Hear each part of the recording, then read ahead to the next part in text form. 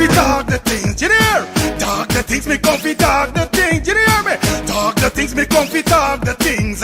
Me no business, me no care if them screw face, whoa. Talk the things, me comfy talk the things, you hear me? Talk the things, me comfy talk the things, whoa. Talk the things, me comfy talk the things. Me no business, me no care if them no worried me. Talk the things, me comfy talk the things, you hear? Talk the things, me comfy talk the things, whoa. Talk the things, me comfy talk the things. Me no business, me no care if them screw face, whoa. Talk the things, me comfy talk the things, you hear? Talk the things, me comfy talk the things, you hear me? Talk the things, me comfy talk the things. Me no business, me no care if them screw face, whoa. Talk the things, me comfy talk the things, you hear me? Talk the things, me comfy talk the things, whoa. Talk the things, me comfy talk the things. Me no business, me no care if them no worried me. Talk the things, me comfy talk the things, you hear? Talk the things, me comfy talk the things, whoa. Talk the things, me comfy talk the things. Me no business, me no care if them screw face, whoa. Talk the things, me comfy talk the things, you hear? Talk the things, me comfy talk the things, whoa. Talk the things, me comfy talk the things. Me no business, me no care if them not like me. Talk the things, me comfy talk the thing, you hear? Talk the things, me comfy talk the thing, whoa. Talk the things, me comfy talk the things. You know business, me not care if them screw face, wow. Talk the things, me comfy talk the things, you hear? Talk the things, me comfy talk the things, whoa. Talk the things, me comfy talk the things. Me no business, me not care if them now already hear me fun too much, too much, whoa. Them not like me not like them. Them not rate me and them no friend. Me don't see you care the whole of them are even. Talk the things, me comfy talk the thing, you hear? Talk the things, me comfy talk the thing, whoa. Talk the things, me comfy talk the things. Me no business, me no care if them screw face, whoa. Talk the things, me comfy talk the thing, you hear? Talk the things, me comfy talk the things. Talk the things, me comfy talk the things, you hear? Talk the things, me comfy talk the things, you hear me? Talk the things, me comfy talk the things. Me no business, me no care if them screw face, whoa. Talk the things, me comfy talk the things, you hear me? Talk the things, me comfy talk the things, whoa. Talk the things, me comfy talk the things. Me no business, me no care if them no worried me. Talk the things, me comfy talk the things, you hear? Talk the things, me comfy talk the things, whoa. Talk the things, me comfy talk the things. Me no business, me no care if them screw face, whoa. Talk the things, me comfy talk the things, you hear? Talk the things, me comfy talk the things, whoa. Talk the things, me comfy talk the things. Me no business, me no care if them not like me. Talk the things, me comfy talk the thing, you hear? Talk the things, me comfy talk the thing, whoa. Talk the things, me comfy talk the things. You know business, me no care if them screw face, wow. Talk the things, me comfy talk the thing, you hear? Talk the things, me comfy talk the things, whoa. Talk the things, me comfy talk the things. Me no business, me no care if them now already hear me fun too much, too much, whoa. Them not like me not like them. Them not rate me and them no friend. Me don't see you care the whole of them are even. Talk the things, me comfy talk the thing, you hear? Talk the things, me comfy talk the thing, whoa. Talk the things, me comfy talk the things. Me no business, me no. Thinking of buying or selling a home or renting an apartment? Then look no further than Citadel Circle Realty. Located at 1111 Utica Avenue in Brooklyn, New York, we cover Brooklyn, Queens, Long Island, the Bronx, Staten Island, and Manhattan. Let one of our knowledgeable and professional agents assist you with your real estate goals today. Buying or selling today? No problem. Need to rent an apartment? We got you covered. Call us today at 718-717-8251. That's 718-717-8251.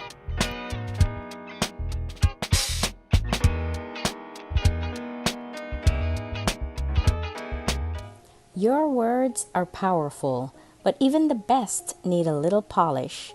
Whether it's a business report, presentation, blog post, or academic paper, we've got you covered. At Smarty Pants Consulting, our expert editors and proofreaders ensure your writing is flawless, clear, concise, and compelling. Don't let typos or grammar slip-ups hold you back. Let Smarty Pants Consulting elevate your work to the next level. Fast, reliable, and professional every time. Call or text Smarty Pants Consulting at 212-658-8700 and get started today. Your words perfected. Call or text Smarty Pants Consulting at 212-658-8700. That's Smarty Pants Consulting at 212-658-8700. Planning to take a trip to Guyana? Planning to do a tour in Guyana? Well, this is the ideal company for you to call. And we're talking about Matthew's 24-hour bus service, city and nature tours. Airport trip, church trip, family outing, local tour, river tour, Kaicho Fall tour, Entori, Amarinian Village, Suriname, and Brazil tour. Matthew's 24-hour bus service, city and nature tour. You guys could contact them on 592-639-2663, 592-673-2348. Let me give you back that number, 592-639-2663 or 592-673-2348. You guys could also follow him on Facebook at Matthew's 24-hour bus service, city and nature tour. Yes, guys, or you could contact Matthew direct with this number here, 639-2663. That's 639-2663. Matthew's 24-hour bus service, city and nature tour. Planning a tour? Well, definitely you guys need to check this out. Matthew's 24-hour bus service and nature tour. Get there. Do not wait for next year.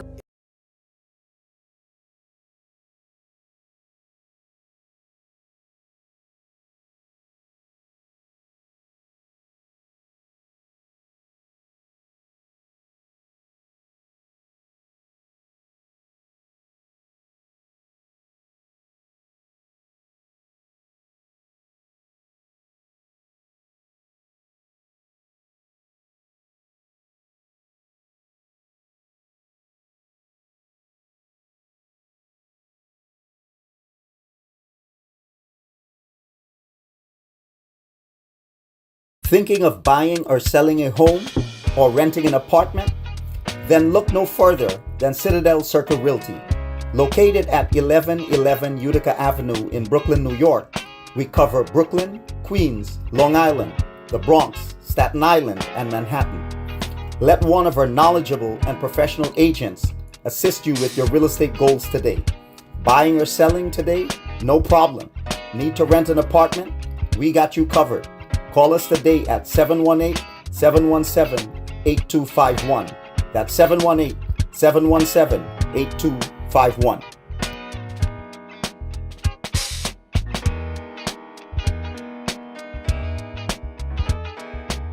Thinking of buying or selling a home or renting an apartment? Then look no further than Your words are powerful, but even the best need a little polish. Whether it's a business report, presentation, blog post, or academic paper, we've got you covered. At Smarty Pants Consulting, our expert editors and proofreaders ensure your writing is flawless, clear, concise, and compelling. Don't let typos or grammar slip-ups hold you back. Let Smarty Pants Consulting elevate your work to the next level. Fast, reliable, and professional every time. Call or text Smarty Pants Consulting at 212-658-8700 and get started today. Your words perfected. Call or text Smarty Pants Consulting at 212-658-8700. That's Smarty Pants Consulting at 212-658-8700. Your words are powerful, but even the best need a little polish. Whether it's a business report, presentation, blog post, or academic paper, we've got you covered. At Smarty Pants Consulting, our expert editors and proofreaders ensure your writing is flawless, clear, concise, and compelling. Don't let typos or grammar slip-ups hold you back. Let Smarty Pants Consulting elevate your work to the next level. Fast, reliable, and professional every time. Call or text Smarty Pants Consulting at 212-658-8700 and get started today. Your words perfected. Call or text Smarty Pants Consulting at 212-658-8700. That's Smarty Pants Consulting at 212-658-8700. Planning to take a trip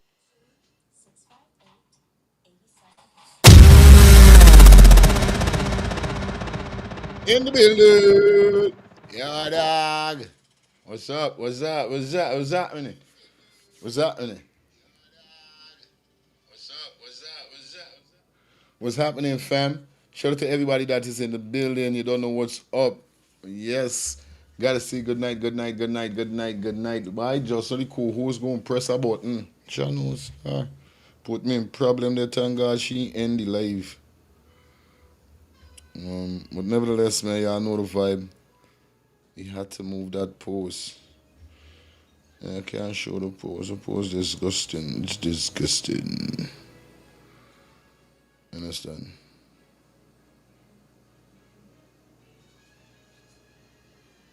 Don't worry, I'm gonna get it back and I'm gonna post it. And nevertheless, man, we got everybody that in building. Gotta say good night to you. Hope you guys having a fantastic evening. Hope you guys shout out to my friend. Yeah, Miss Brown, yeah, Adriana, young mother and father, sending my greetings to both of you. I hope you guys are great. Just be safe, be careful. My prayers always for both of you. Yeah, man, glory be to God. You know what it is? It is what it is at the end of the day. So once again, I want to say shout out to everybody that definitely tune in, logged in on the ones and twos and the threes. You guys know the vibe is already. We in the building. It's a beautiful evening, so you know what's up. You don't know the code. So like we said, guys, please like up the live. Like up the live. I say like up the live. Like up the live. Like up the live. Good night. Hope you guys okay. Like we say, man, like up the live as you step in. We got 303 persons in the building. Shit, I post something on my Facebook today. It was a treacherous video. I know I would get some problem. Thank God, they didn't they just stop the video, you know, cause I was like, yo, what's going on, bro? And I see they give me back my page, but it was a cruel. You know, we gonna talk about it though, real thing. I know enough for y'all must see the video, but anyway. We back up in the building, everything art, everything much, everything good. Shout out to you guys. Hope you guys have a fantastic evening, like I said already. You don't know what's up. As you guys see the thumbnail and the title, we will be following up from last night where we had to be dealing with, and that's with the Carlotta video, yeah, the live that she had with Mr. London. We got that definitely in effect for you guys also. Also, guys, remember, it's finished. Kingston put the ball down. Thank you very much. That's enough. Okay. Okay, it's cool. You understand? It's alright, my son. It's cool. It is what it is. Yeah.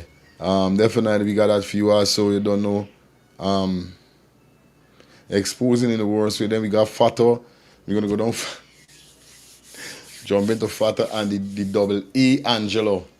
Right now, she there upon Sir Brian case, like, whoa. You know what I mean? Also, we got a couple more things we're going to go through and we're going to discuss. Like up the live, like we say, yeah, man, that's it, you know? Good night, everybody. Hope you guys okay. So we got a well-packed show tonight. You guys don't have to worry nothing, man. Everything is good. In God we trust and in God we care for, you know what I mean? Speak to her mother today, definitely. I wish she could have get up on the show, but she's afraid of victimization. Her son was beaten, and she's not getting no justice. But she's so scared to come out and say about it. It's crazy. Yeah, so we're going to run through some reaction that some persons reacted to the Double D hotel owner and what he came out and what he really said. You understand? So definitely we got all of this for you guys. So I don't want you guys to move anywhere, go nowhere. Get your popcorn, get your sitting, everything. Also, we got Melly Mel exposing Marlon, James Bond, and all of them. So you know them, got a big scene with them. So it's crazy how they said moment is, so guys. I'm not going to tell a lie. Tonight is going to be a well. We're going to put together a proper show for you guys. You know the goal already, right? So like up the live, y'all don't know the code we're going on. We're gonna kick out the show first with Melly Mel, right? Exposing James Bond, Marlon, and all these things. But before we go into that, remember guys, if you are interested in donating to the channel, you guys could donate by dropping anything in the Cash App or the Zelle that is provided at the bottom of the screen. You guys could donate by definitely being a member of the channel, or you guys could donate by purchasing a super sticker or a super chat. All you got to do is just hit the dollar sign that is provided on your device, select the super sticker or the super chat, purchase, select your payment method, send on. It's just like that, quick and fast. You understand? Yes, that's what we're talking about. Also, guys, remember ads are running over here. If you guys have your business, big business, small business, business is business. Make sure you come aboard with Let's Start the Things TV and FF5's Radio. You know how we're doing it over here. So for your advertisement needs, definitely contact those numbers that you're seeing on the screen. That's 347-801-6231. I'm going to run that number for you again. That's 347-801-6231. Definitely in the building. Want to shout out to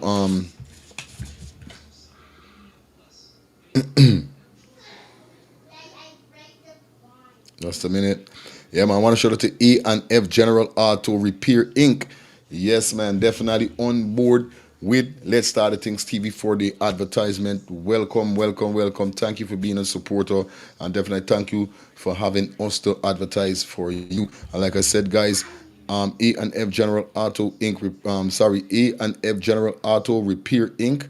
Definitely they're located at 57 toward 1 Cooper Avenue, Glendale, Queens. Okay, guys, you could contact them on 347-844-9333. That's 347-844-9333.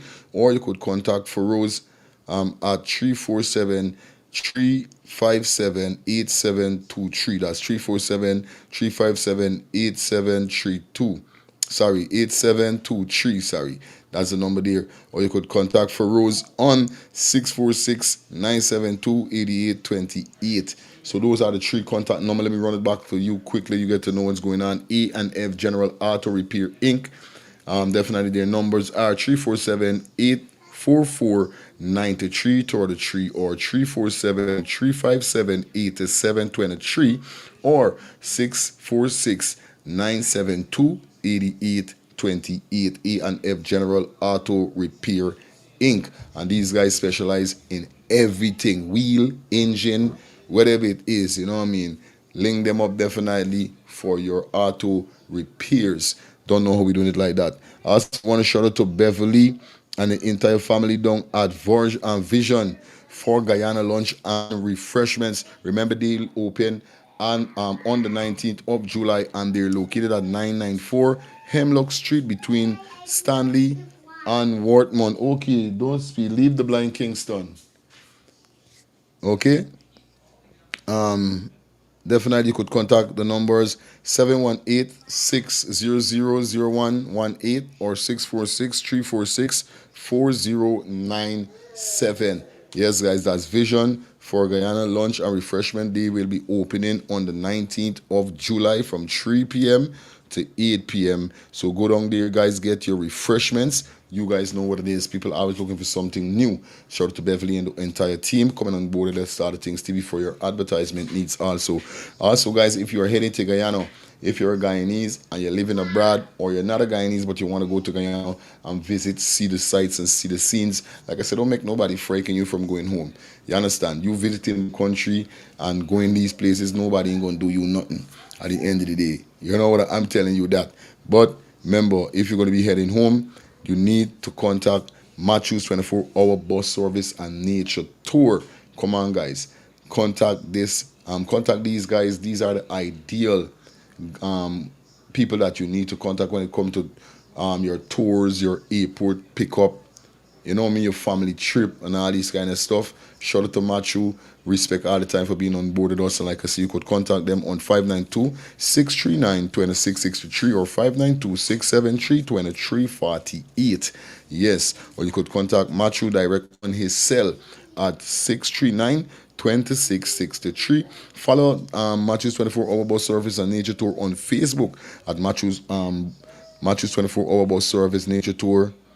Yes, and Nature Tour. City and Nature Tour. Sorry, that's Matthews 24 Hour Bus Service City and Nature Tour. That's how you could get them on Facebook. Okay, guys, and like I said, they specialize in airport trips, church trips, family outing, local tour, river tour, Kaitro Fall tour, Intori, Amarinian Village, Suriname, and Brazil tour. Matthews 24-hour bus service and nature tour. Yes, guys, like I told you, gotta check them out.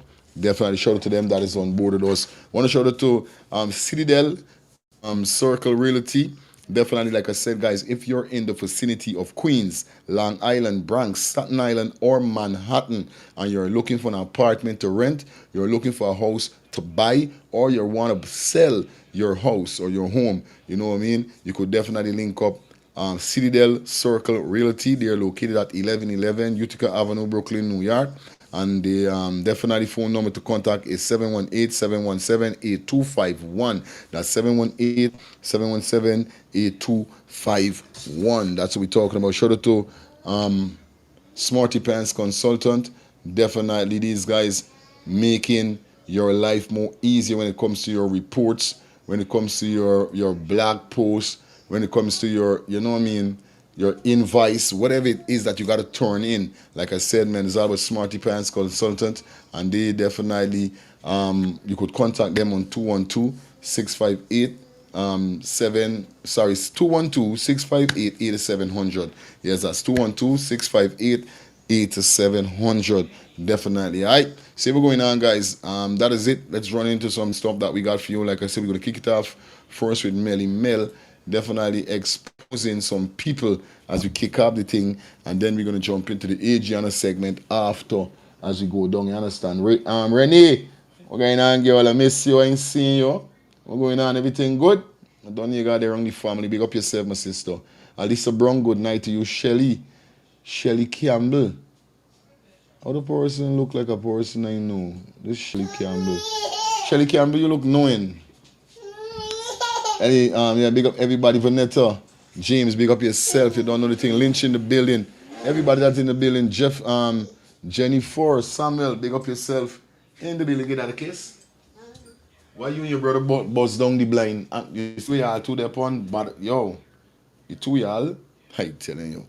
You know I here's trouble. Anyway, I think this is how the thing go with kids, eh? Let me jump into this first video that we got for you with Melly Mel. Definitely speaking her mind and calling us set a name people. Oh, this ain't normal. Y'all know Melly Mel get to work. Let me kick off the ball game now. Yay. I gotta listen to what I said. So here is all.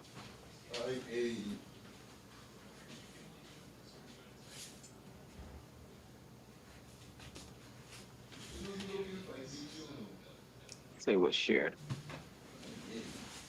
So here is all. I don't know if y'all see me and James Bond going back and forth yesterday, and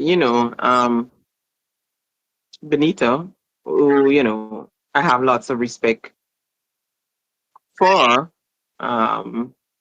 She's an activist like myself and stuff, and she messaged and she said, Mel, stop. You promised, because I did. You promised a while ago that you were gonna try. You're gonna try to curb your attitude as it relates to going back and forth on the internet with these idiots, and I did. But sometimes people be trying you, like they would keep porking, and because you ignore one post, you ignore two posts, you ignore three posts, you ignore what they say about you, and you try to be the bigger person. They feel as though that they could get it. So sometimes I just feel the need to answer some of them and let some of them know that I could go right there in the gutter with them. You understand? I could go right in the gutter It's a Greek law firm. And I keep reminding people that I'm born and raised. I'm from the ghetto. Agricola, Baggerstone. Agricola, Baggerstone. I could go there with anybody. So, but let me get back to James. You see, James, his aim is to, and as somebody rightfully said, James have to prove himself worthy to the PPP. So which means he got to take over critics' jobs because he's now doing what critics, critics will normally be the one that is be back and forth with me on the internet and writing status and writing this and writing that. Critics will be the one. So he basically have to prove himself to the PPP. Because if you think you come from the PNC or you come from any other party and you can just jump in the PPP and you're going to be able to get a minister position or you're able to be on the executive committee, no. It takes time and it takes work. And I could tell you this is not no if, but, or maybe. James Bond are one of those people that, and Gito, are one of those people that cross over to the PPP that they sit and they talk about at Freedom House. That they sit and they laugh at Freedom House. Right? So whatever this they were offered to switch and to go over to the PNC, they're looking bad. You understand? Like, and I've been saying, because I've had my source in the PP party forever. I had my source at Freedom House, Office of the President, all the ministries, whatever. And one of the things that we talk about James when James went over to the PPP, because even though when James went over to the PPP, I was still trying not to attack him or to say like negative or bad things about him, even though I knew all these things about him, I was still trying not to attack him. So then he want to do a peace treaty. He don't want to, your skin glowing, speak the truth and shame the white motive. Omi for organics, go get your Omi for organics. So then, he called and he was like, from a brother to a sister, we don't need to be fighting on Facebook. We don't need to be doing this cuss out, this low down cuss out and this and that on Facebook. But then you're still coming on Facebook, trying to try me, knowing, and listen, you really don't care. Because the first thing y'all love, the PPP love to holler and like to throw is like, oh, she's supposed to be a representative of women empowerment. I never tell y'all, I said, which one, y'all ever hear, I've constantly said to people, first of all, stop referring to me as an influencer. I'm not an influencer. I don't see myself as an influencer. Y'all is who decides influence. People who decides influence. I never come on this influencer and say, y'all ever hear me? Oh, me, Melissa and Adwell as an influencer. I've never come on this Facebook and said that. I don't want to be nobody. Me want influence nobody. I know me got no fucking manners. So me come here for influence somebody. Children, me come here for thing. I just do whatever I do from whoever I do it for, from the goodness of my heart, because I'm a good person, because I want to help. I want to see Guyanese in a better place. I love kids. I love doing charity work. That is who I am. Right? So, but I've never come on this internet and tried to convince anybody that I'm this big influencer and y'all children and y'all and all, they must look up to me. And no. I do what I do. I'm an activist. I love being an activist. I am not interested in politics. Everybody was like, oh, is this person going to put you as the prime minister? Is this person going to put you as minister of social protection? No, ain't nobody putting me as no minister of nothing. You understand? I just want to continue to do what I do. I want to continue to be in my element. I want to continue to serve the people of Guyana. My loyalty is not to any political party. You understand? My loyalty is not to any political party. My loyalty is to the 592 Comment Association. My loyalty is to the people of Guyana. So I don't want to take no minister job, no that job, no this job, because you best believe that the next government that goes in there, and I'm speaking it into existence because I honestly believe that the PPP will be voted out. I'm depending on you. Listen, at this point, I do not care which political party I'll vote for. If y'all vote for um was it Forward Movements? That's Amanza party. If y'all vote for Simona Brooms, if y'all vote for Wayne Azadin Mohammed, if y'all vote for ANOG, if y'all vote for the APNUPNC, I really don't care which party y'all vote for, as long as y'all don't vote for the PPP, because y'all can't, in your right mind, vote these people back in. So I really don't care which political party other than the PPP y'all vote for. All I'm begging y'all for is not to vote these people back in. These people are no good for our country. None. And I want to encourage you to vote them back in. So whichever political party you're representing or you come out here and endorse, I fully support, as long as it's not the PPP. I have a serious problem with people supporting the PPP. All right. And I come here, I'm going to address some other things too. People was like, oh, so many other people move over to the PPP and you didn't have a problem with it. But now James gone, y'all want to drag James, and y'all want to get different energy for people like James and who else? And Marlon Jacob and who else? And Gita and think, yes. You know why I get different energy for them? Here's why I get different energy for them. I got a different energy for them. And y'all know y'all auntie don't talk name. I have a different energy for them. Here's why I have a different energy for them. When these people, the PPP, this government, this administration, was doing y'all what it feel like, you understand, was giving y'all the same treatment that they're now giving, the same victimization.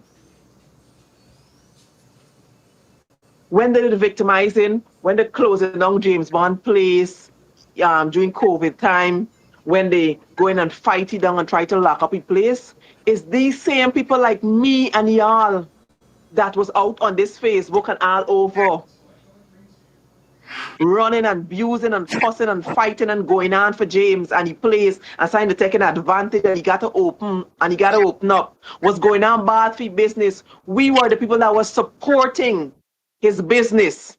The same people that he want to come and disrespect now on the internet is we used to run out there and fight for he.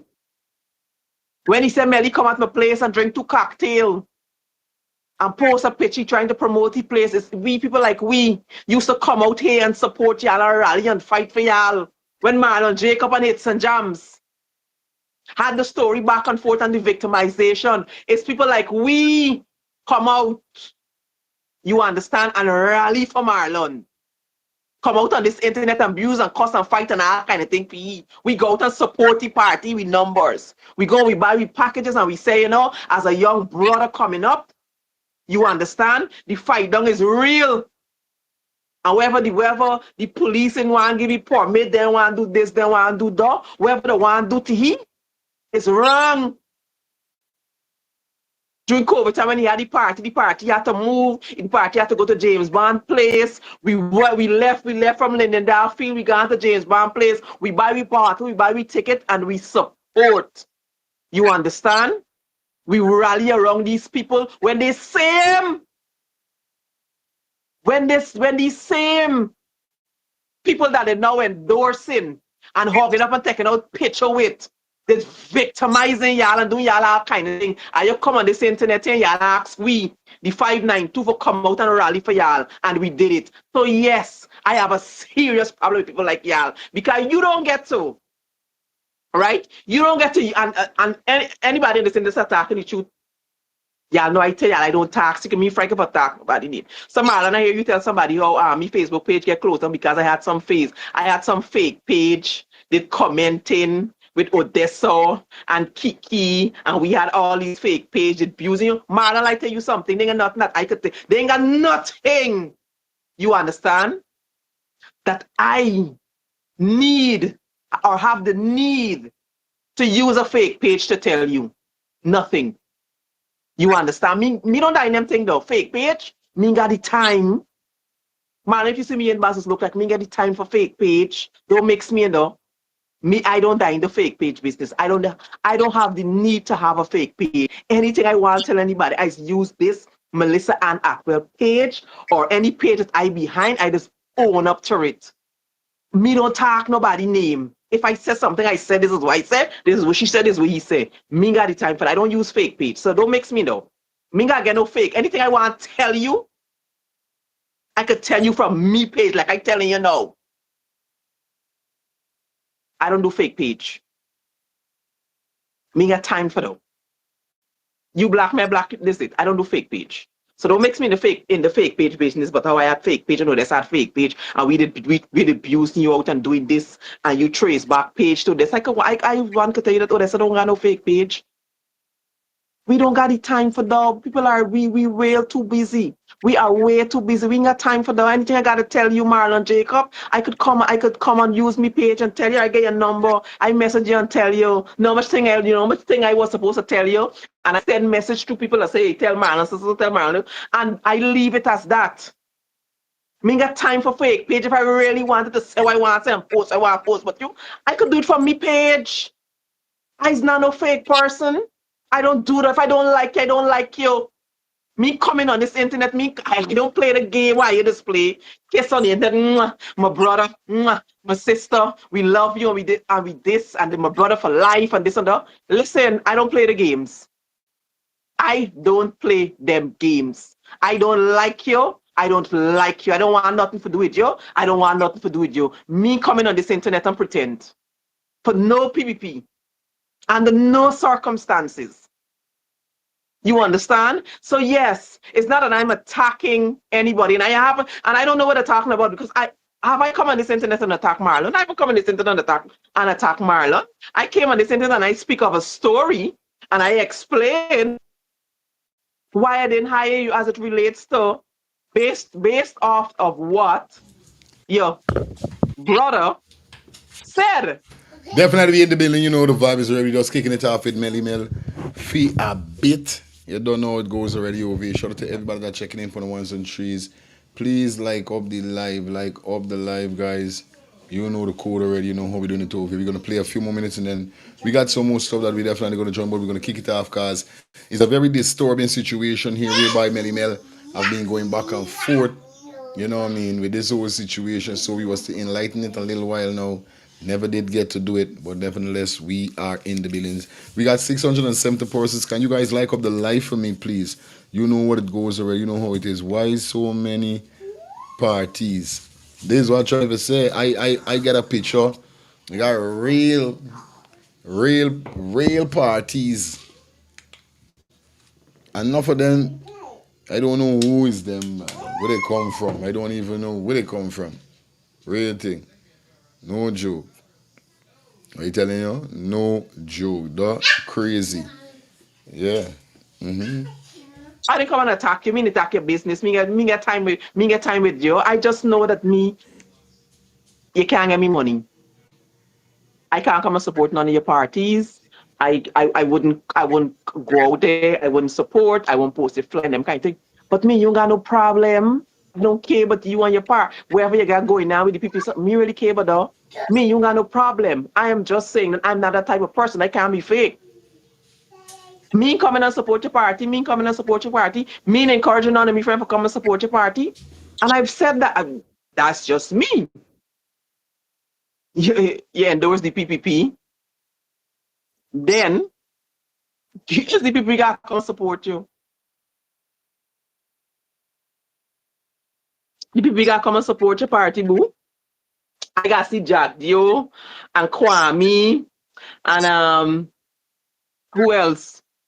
And all of them was done this internet, padding up and all them vote PP, so they got to come and stand up in your party till 3 or 4 in the morning and buy bottles and tables and so.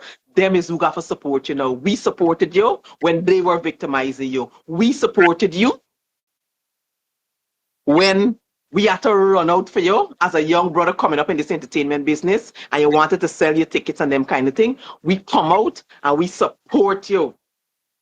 You understand? When you need some jam get party same day, we say, man, it's some jam, man, y'all relax yourself, y'all die in this business long, get this by a chance, promote a little party, everybody could eat and them kind of thing. We support a Marlon party. I don't die in them pretend business. You understand? So you can't upset with people if they choose not to come out now and support your party or not to support anything that you have.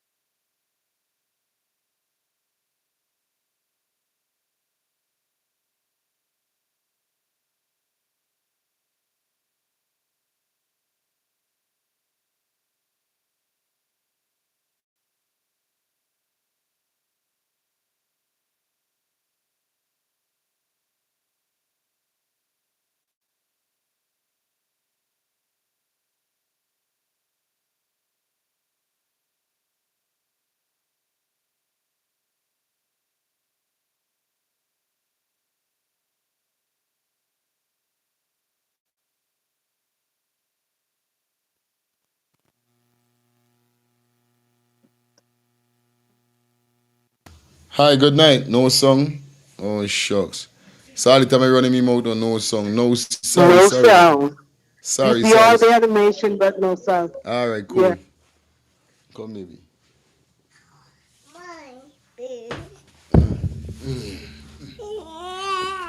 Okay. I don't want you over there. Thank you guys for letting me know no song, right? Pause it there for a few minutes. And what I was trying to say is that all of these men, them I saying the same thing to like all these guys get so much disrespect by the government still. You know what I mean? They for do all of these things. Like for instance, the one we named Kevin, the red one, what was the interview Double D Hotel. He there on social media with big slab of money. You see that one there?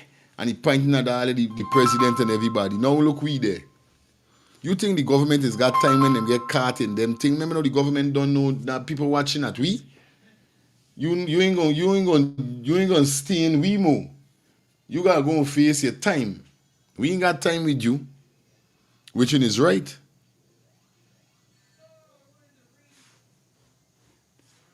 Which one is right? You understand? Because everybody, thanks for letting me know that sort of that's up, you know. But yeah, that's what we talking about. So when we see them hyping up like this, James Bond and all them got me surprised. It's like, wow, like I could forgive, but I don't forget by. From you do them thing to me, I call you me enemy. You can't diss me and then want friend me. It not gonna work. Nobody dissing me like you and your crew come beat me up, advantage me. I gone in hospital, everything, come out hospital, I heal, a week after you're gonna come and say, oh, scrap feelings. Yo, I sorry, bro. Like, you know what I mean? We could be partners. You mad? And I saying, yeah. I do. Don't bother with the dog. This time I done had a fracture rib. A broke hand. I had to do a CT scan for me head. And then I can turn and say, yeah, buddy, don't bother there, you know, we good. I got to be a real ASS. I got to be a AS, and it's like this how James Bond and them gonna get treated. It's just so them gonna get treated. Because look the time, right? I watch at Mr. Ali expression. Me know if you watch at it. When Ali went somewhere, me know if it's East Coast Melanie or one James Bond was there and he hold the mic and I want to say that I always have Mr. Ali when he go for hold the president pull away himself. You know nothing you see though. By them is things where it's watch out. Me know what you I know fake heal. I know fake reply, fake answer, fake move. From since I see Ali move like that and pull away himself, cause James Bond go for huggy. And the man pull himself, so he telling that, and I always say that this man should get a second. The man must say use a flapping lion. I can use you as a puppet. From since I see pull away himself so from James Bond, I say, wow, I wonder if anybody see though. I wonder if anybody see though. But this will show you how these banner them is leaky. These banner them leaky bad. I telling you? But people could do me them thing and I want to friend them up. People could do me them thing and I supporting them, bro. From I go for pong and I see a pong me in a kind of way. Alright, heal and I see a heal me back in a kind of way. That I thank God I got common sense. Big up lifestyle and hear from you in a little while, but common sense I thank God I got. Because I pinpoint them thing quick from human being. From since you start move so. I don't start saying that and I start take away myself. I don't wait for you to take away yourself. I take away myself. So all them stupidness with James Bond and them banner guy now with is folly, bro. Totally. Them man is puppet, them man is dog. I swear. You know what I mean? I don't even care if he come for me. At the end of the day, this is how I see it, because you can't diss me and then friend me after. Or you can't diss me and then I want to friend you. Or I trying to friend you. It can't work. You was an umbrella boy for Muhammad. Yeah, I think I see a picture with you walking on the road with Muhammad. Sheltini.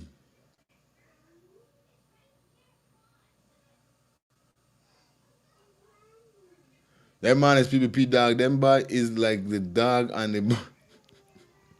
I swear. Real talk. No joke. Because the same people that used to come out and support you on this internet want this and rubbing thing. Like I said, right? And I want to make it clear because I want it sound ignorant, right? If it's a case whereby we know that how James Bond supporting these people them on a support level, nothing like that. I can't remember now. Everything will go upon internet is dead. They can't rub out. So we pillage them, we get wrong them the time when they had the riot or whatever or however we get her, we could still get for CEDAW.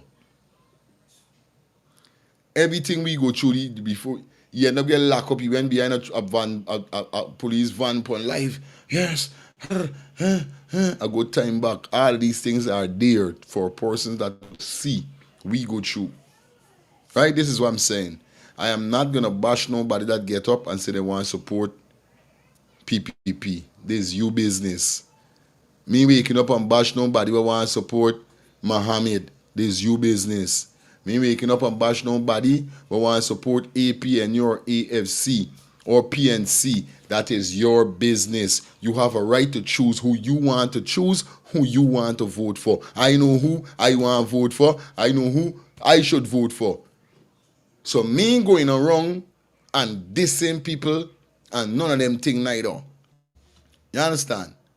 Me doing though. It's like my brothers and sisters. We ain't there on though. Now we gonna move on from there now, from Melly Mel, because we done run Melly Mel a good couple minutes. We run on 20 minutes each of her. That's reasonable. We gonna jump into this bridge in here so now. Because I'm not gonna tell you like this bridge in here so the man talk facts. You understand? And there's one thing I is rate when a bridging talking facts and not fiction.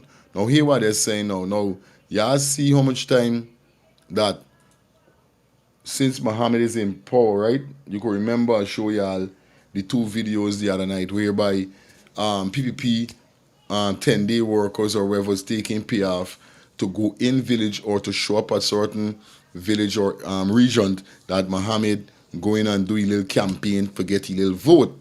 Now, you see what's going on. I show you a video last night whereby one of them went stamping up a rag, pull the Muhammad flag out of somebody's hand, stamping it up on these things. Now, let me reason about this for a few minutes, right?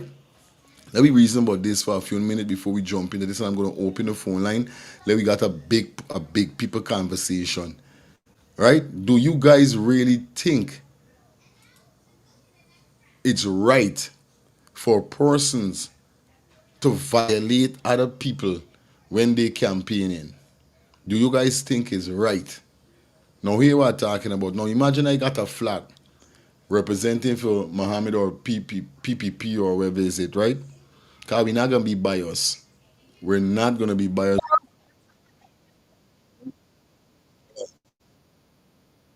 We're not gonna be biased. Wait a minute. Right? We're not going to be biased. Let me just settle. Okay? Look at this video here, sir, right? Now tell me, in God world, right? Tell me in God world, why would a man be behaving like this is so? Let's look. You see what's going on there? I want y'all to look good. You see what's going on? Right? You see what's going on with this banner? Now, this is why they're saying, right? Imagine all we living in the same village. You say PPP, I say AFC or APNU or whatever is the case. All right, it's you business. You could wear a jersey or whatever, right? This is the two prime thing that I want to make. I want a reference to, right? Number one, you got a right to vote who you want to vote for. If you say PPP and I say Muhammad, that's our constitution rights to vote for who or rep for who we want to rep for. I can't vex with you. You're not supposed to vex with me. Good. The party where you living in the same village. The party where I representing come in me village for do them little campaign. Show up at wherever ground or wherever night they're there. What? Kingston, just go and lie down, Kingston. Just leave it. Yeah, like I was saying. Right? Imagine me and you there in the same village. Me know you or wherever is the scene almost is us see or wherever is it, right? I never disrespect you. Muhammad come in wherever ground, wherever I gonna support Muhammad because this is what representing. Boom, y'all show up just to dry drunk with your stupid drunk way. Right? I did it with me flag, you come in, me and there me own little thing rally and you come and pull the out of me hand. Stamp up. Now I want to know, right? Is the right for you come and snatch a flag while representing or wherever representing for a party that you guys may not like? Now, these things, I see it is coming from the root, and the root is the government. The government ain't coming out and saying we want y'all for humble with this thing. Y'all don't do the cause we winning. You know, even if you got your little confidence, if you talk and you bowl and you wherever. But encourage your supporters not to be doing that because there's disrespect. That what you seeing there? It could cause big problem. Can you imagine you go and pulled out of me hand, a man like who don't disrespect people and you do the it's big story now. The brother will be going to show just now. He can talk he part. Hold on. But it's big story you're looking for. Because I don't see you drunk. And when you're drunk, I like make you get sober. That's how I stay. From I see you drunk and you're acting stupid, I love to make you get sober. I make you get sober quick and fast. So, I see it as a disrespect. If you're voting for PPP, if you're a PPP supporter, stay in your lane with your PPP. Nobody ain't got time, but you can't come on a rally with part. All right, it's Muhammad. I representing Muhammad. Then you're going to snatch me flag out to me hand or wherever is it and start going on like this, say so? Will you expect me to do?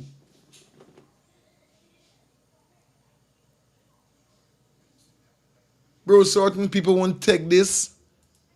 Certain people would not take this. But this will show you the mind of these people them is like the same mind the leaders them leaders got for them.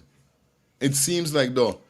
And I don't want it seems like I keep talking about the government because I don't have time with the government, but sometimes them is gaffer coming and if listen me, I like make it clear for y'all know something. Right?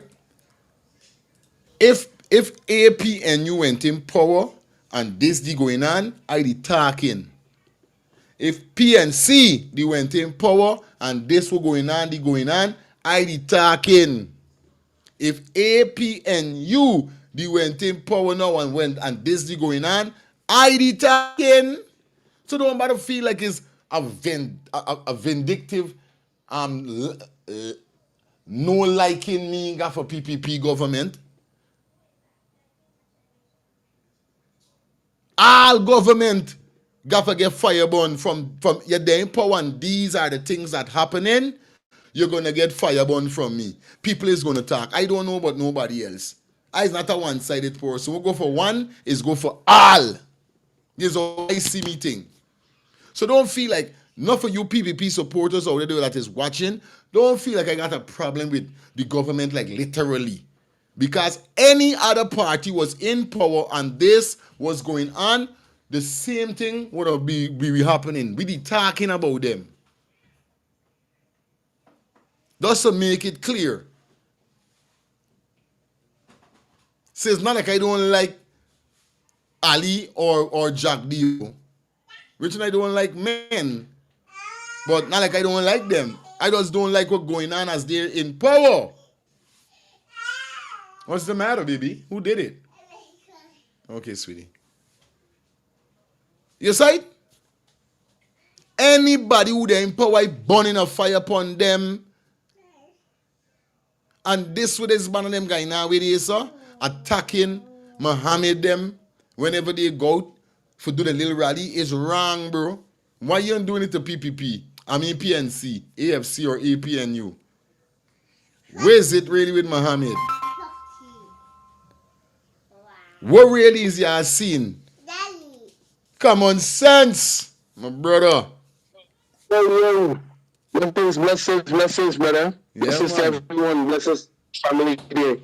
You don't know how it is. I've been watching you, right? But you don't know. I don't call up on things that we already know. That we already know. Yeah. We already know about. So I left people for visit you and talk whatever shit they want to talk about. You don't know we're different. But let me make it plain for break it down for you. The listeners that listening and listeners that are gonna listen later. We do not give a damn on the family about people and the life to live. But we give a damn about how Guyana is going. This channel is based on change and justice. Nothing more. Change for Guyana. Understand? Straight. Go and do the statistics. They can see that Guyana was now rated as the only country in the world that can survive without any imports, that can feed themselves. Because the amount of things that Guyana supply, they can feed themselves. There's no other Caribbean country that supplies half of things Guyana supply. And there's no other country in the world that's supplying so much things like Guyana supplying in terms of a lot of things. We want change for Guyana. And as I keep telling Guyanese, we just using Mohammed. You know what Melly Mel now say there? Melly Mel now say that she ain't caring any rest of parties. We just want change. Y'all just get rid of these people because Guyana not head nowhere. Because for the last 10 years, all these wrestle parties and these men that was in Guyana, we getting nothing from them or nothing be. So we just can use Muhammad as the change because that is what the change is. We're looking for change, so we don't give a damn about which party. Because when it's going, we're looking for change all the time, even if it's the next 20 years, even until you close your eyes, buddy. I will let God bless you on this channel. Real talk, man. Whenever Guyana change to the level that it's supposed to be, your channel must be a part of the change that you must be getting an award someday in Guyana for enlightening the change and bringing the change where. Understand me? I blessings for you, brother. Yeah, someday you get an award for that. Straight, brother. We do it. The personal life we do it. Oh, Guyana is because Guyana is the richest country in the Caribbean and one of the richest in the world. And the only South American speaking country. And Guyanese, y'all do your homework. Poor child got the most shittiest GDP in the Caribbean and in the world. And living poor like dogs. Like dogs, we. There's small countries in the Caribbean that live more richer than y'all. And y'all got way more than them. Them ain't buying, y'all ain't buying nothing from them. Them buying everything from y'all. Something that Adriana mother say, right? I'm gonna keep telling you through this year, right? Until the election come. She still understanding when people trying for her to wrong and say that she trying to push this thing to political. Understand? Adriana mother say she never voted in she life. She don't care about no political party. And that's it, one of the things with black people mostly around the world, you know. Because we don't know, from we come out to slave, we don't know that, look, we got to hustle, get what we got to get. Ain't nobody giving nothing. Because since we come out of slave, we're to give we to take it back from we too. Because to see the give you land, and we take the land and we was getting more powerful. We Wall Street was bigger than them. Everything was bigger than them, even up to now too. Understanding we is who run the streets. People who run the streets. And you know. All right, my brother, respect. Yeah, Robert. Understanding we is who run the streets. Yeah, Robert. Well, on there, Robert. Lifestyle, you don't know the thing already. It's 2 minutes, my brother. Come on, work with me. I know you're calling line, but work with me. All right, Robert, go ahead. Yeah, you're messing on fire. Let me say again, please. Let me need the better comment because we know that involved in parent business. I understand now that. My question tonight is this.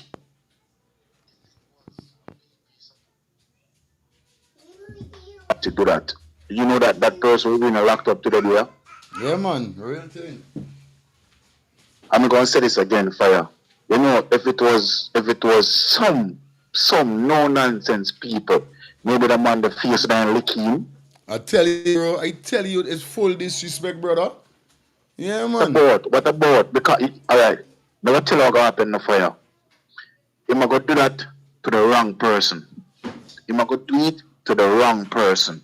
And like I said, this man what me see about this president here and this PPP. If it was a PP supporter on the next party, grab with that flag and step up on it. We know police will find person already. Come on, man, that is disrespect. And Mr. President, look into them thing, Mr. President. One Guyanese, when I say one Guyanese. And like me say, fire, my last thing because 2 minutes. It's a Caribbean thing, my brother. To me, it's a Caribbean thing. Because I said in one of Jamaica the same way. Yeah, man, straight. Same thing, man, same thing. So, like me say, bro, we just come together here, man. But like me say, me go and watch. Good, my brother. Yes, I big up Robert all the time. You don't know the thing already. I always appreciate you when you forward. Because you're like family over here, so, you know what I mean? But, you know, it's disrespect at the end of the day. See what I now. Let me jump into this video with this brother now that really have a problem. The brother say, yo, listen me. Y'all got bun this. I want y'all listen To the brethren, God say, because the brethren talk, hey, you making joke in this life. This life is it a normal boy. Just like what Robert say, you know, if it was any PPP, anybody to do it to a PPP, in a PPP rally, they would have get dealt with. They would have got dealt with wickedly. You know what I mean? But when it comes to yes, nobody can get justice. This is the messed up thing, Mr. Ali and Mr. Jack Dio. Mr. Ali and Mr. Jack Dio, I have no disrespect, but you gotta pull up on these things, bro. These is the things you should be pulling up on because it's disrespect. Where you say disrespect? Alright, I love you, okay? Yeah. And what do you think they should do? Come out of power?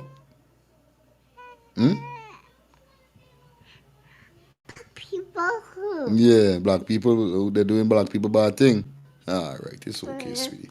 Alright. Let me jump into this video here, so let me see what this brother had to say, guys. I want y'all listen carefully with this man guy say. Guys, remember, it's a new number, so y'all don't know what's going on, alright? Let me jump into this. Is your brother here, Sir Candace James.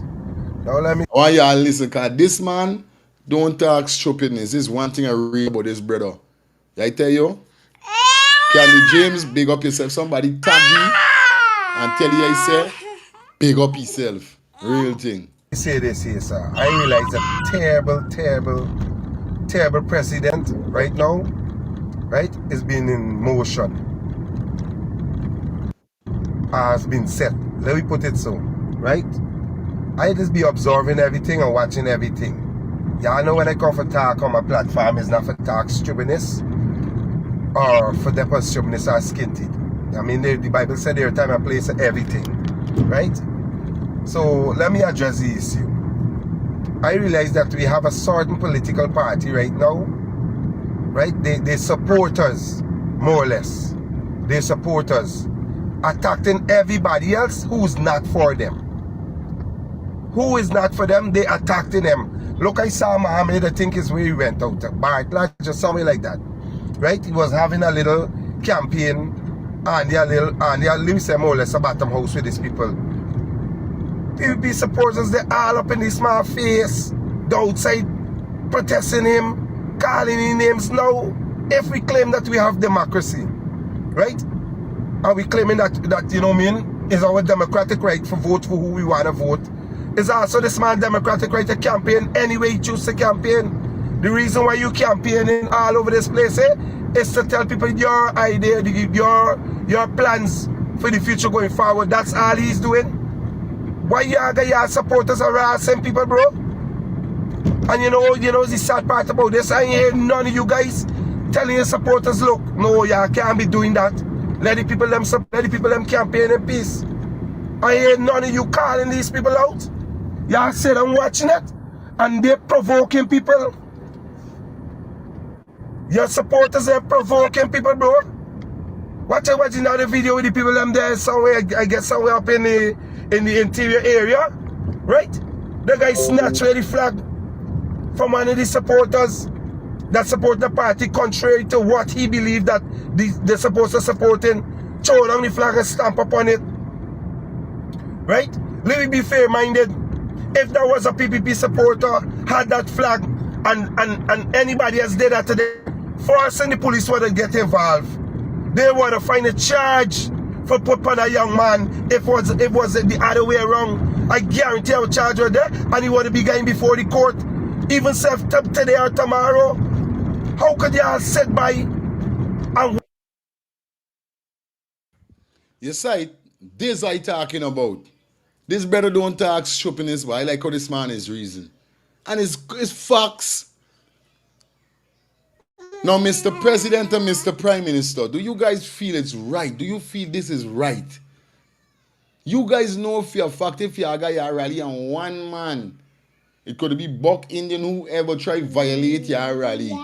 Y'all know you're going to get hold accountable and he will be sentenced or whatever is the case. Why it can't go for everybody? And this is what Guyanese people got to live with. for the next 5 years? This is what y'all want to live with for the next 5 years, my brothers and sisters.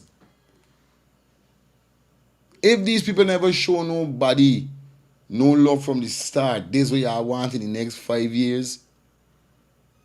You see? This is why we've got to talk about the government.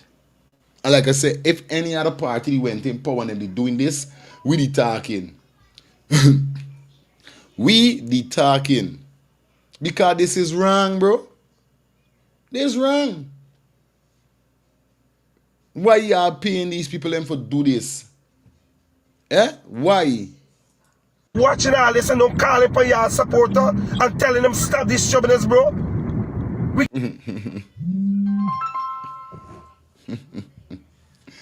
Yeah, my brother. You make So your joke. I'm glad you played that guy before I talk about it, right? We hear that it's happening in Syria. Them don't know where to carry that, understand me? Because they can't carry that in Region 10, understand me, or in Georgetown or a certain place. He ain't even taking about looking at somebody like a flag for even touch it. So you know why you want the Indians now in Canada and around the world and America see? It's Indians now turning on Indians now that are waking up. Because in your mind now that he's taking advantage man. He's taking advantage man there. Because there's more Indians. See the Indians now that are waking up now going sense. Now the other Indians now turning on them. You just how wicked it is? So how I want you to see. And as I was showing you just right, what Adriana might is saying that she never vote. This is one of black people problems, especially you need to vote. They got a lot of black people who never vote me. I even see when Muhammad was down through one village. A big man, but almost in the 40s, but in my age group. Muhammad straight, he never vote. But this time they say he got to vote because he's looking for a change. I telling you, boy. But this is how I was lifestyle. You know what I mean? This is how I was first. Because it's one time I ever vote in my life. That's when Granger went in power. I never vote because I always see, like, is this one of them just doing chauvinist? Or when you vote, something happening and nobody winning. So I used to say, by now, me mean that point, but then I get the encouragement for us go and vote. So I could understand the brother would never vote, that he see something for go and vote. Yeah, man. Real thing. Exactly, because me and you understand, me got common sense, and we know from since in the late 80s, 90s, big man, at the end of the day, as a black man, you gotta go and look for it. Got to.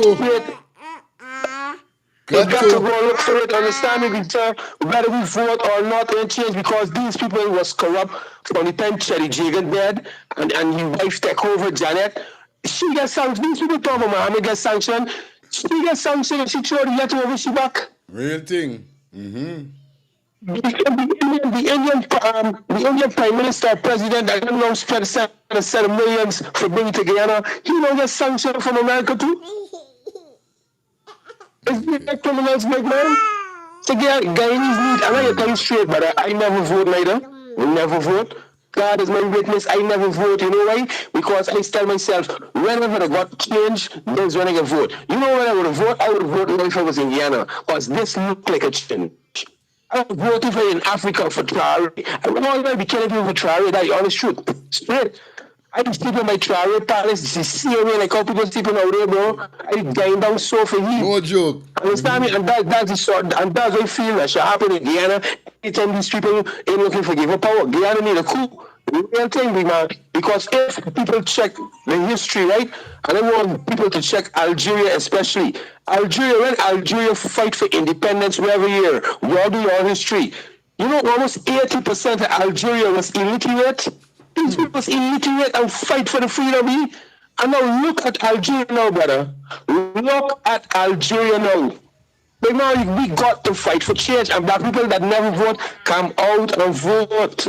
Real thing, yeah, because that's the only way we can get change, brother. Because don't worry with these people here, because they don't see that sun waking up, and now look the rest looking to take advantage of them. Straight. Thanks, my brother. Good. Now let me jump back into the video, guys. It's crazy, bro. It's totally crazy. No lie. We claiming we got democracy. We claim it's a person democratic right for vote or support who you want to support. That's his choice or her choice. Why is it your supporters attacking everybody? That's provocation, bro. Because it's not everybody that got a peace and a mind for walk away from things, bro. It's not everybody that got it in them to walk away. As I saying, if we claiming that we got democracy, we practice it. Leaders, y'all gotta call for your supporters when they're doing stubbornness. And stop condoling and supporting it, bro. It's utter nonsense. People have to support who they want to support. I would never get in conflict with somebody that's supporting PNC or APNU FC or even a PPP supporting a white, because that's the person's choice. I got to respect the person's choice.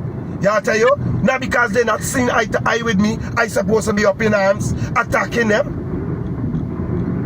That is not right. That could never be right. But I know why y'all supporters doing what they're doing. Because y'all not calling them out for the when they're doing the nonsense. And they're telling themselves that when they do the nonsense, y'all supporters attacking everybody. That's provocation, bro. Because it's not everybody that got a peace and a mind for walk away from things, bro.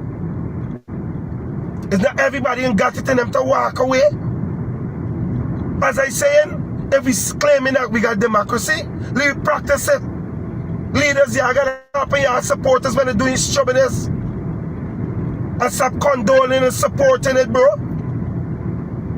It's utter nonsense. People have to support who they want to support. I would never get in conflict with somebody that's supporting PNC or APNU FC or even a PPP supporting a white, because that's the person's choice. I got to respect the person's choice. Yeah, I tell you, not because they're not seeing eye to eye with me, I supposed to be up in arms attacking them. That is not right. That could never be right. But I know why y'all supporters doing what they're doing. Because y'all not calling them out for the when they're doing the nonsense. And they're telling themselves that when they do the nonsense, right, and the police get involved, that they can walk, because guess what, at the end of y'all is government. The police force still listen to everything that you guys say when it's not supposed to be so. Because wrong is wrong and right is right. Talk to your supporters, bro. Talk to your supporters. Is a person's choice for support who you want to support. That's your choice. You can't force it on nobody. If you can't reason with a man logically and tell you, look, bro, you know what I mean, this is what my party offering, this is what they offering. Try to win you over through reason. You don't win over nobody by brute force and ignorance. Real talk. Utter nonsense, bro. Yep. Real talk. The man ain't lying. Sad man ain't lying at all. Real talk. Talk to your supporters, because the saying is that everybody, yeah, I tell you, can be in the mind, got a frame of mind to walk away from things. Because whatever party, political party choose to support, I guarantee you they say I got it flat. Nobody come to snatch nothing out me and snatch nothing out off of my car, you know. Come here, I got a big problem. A big problem too. These things they say we claim a democracy, left a person. Look, Donald Trump. I see people talk, man, evil, but Donald is lash back himself. Because Donald left him out in him out the belly. Yeah, I tell you, he's lash back himself. I tweet about things, he talk about things. Yeah, I tell you, we got democracy, buddy, we got to practice it. Everybody right to support who they want, there's the choice. Even if they not support you, there's the choice, bro. You can't get people attacking people and you're not addressing it and telling them, let the people campaign, let the people do what they gotta do. Oh, shucks, buddy. A man could campaign from region 1 to region 10. In all the regions that they are got, because this is democratic rights.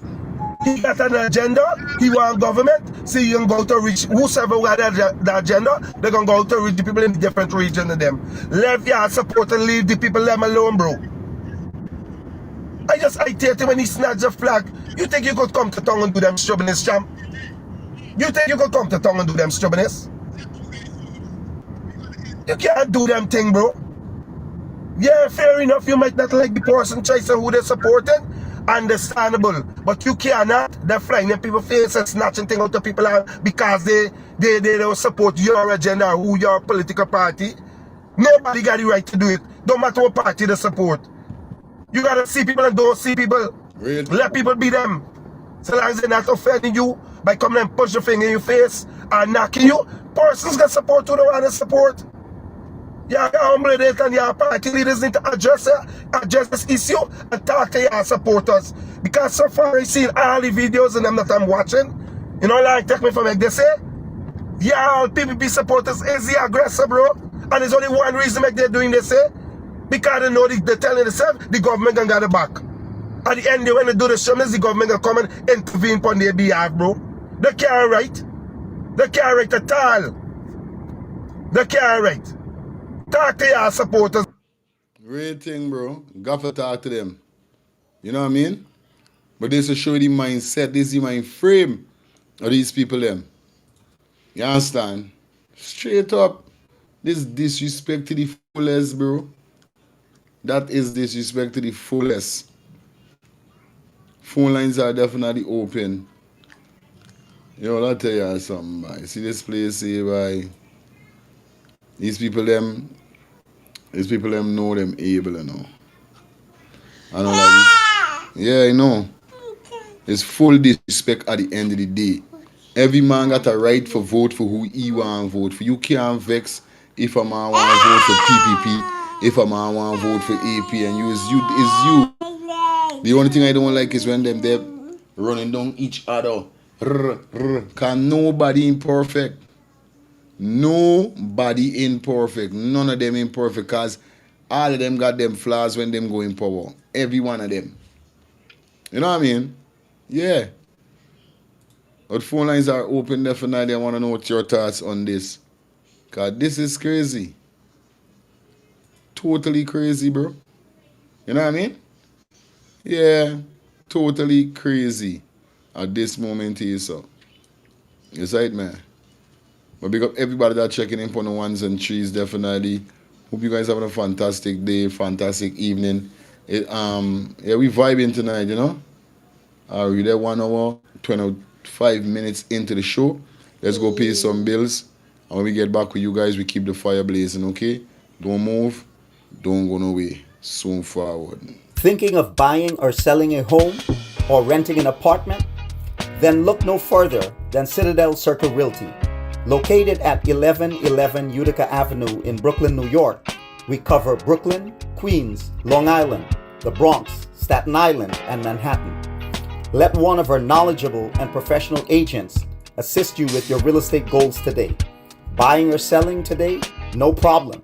Need to rent an apartment? We got you covered. Call us today at 718-717-8251. That's 718-717-8251.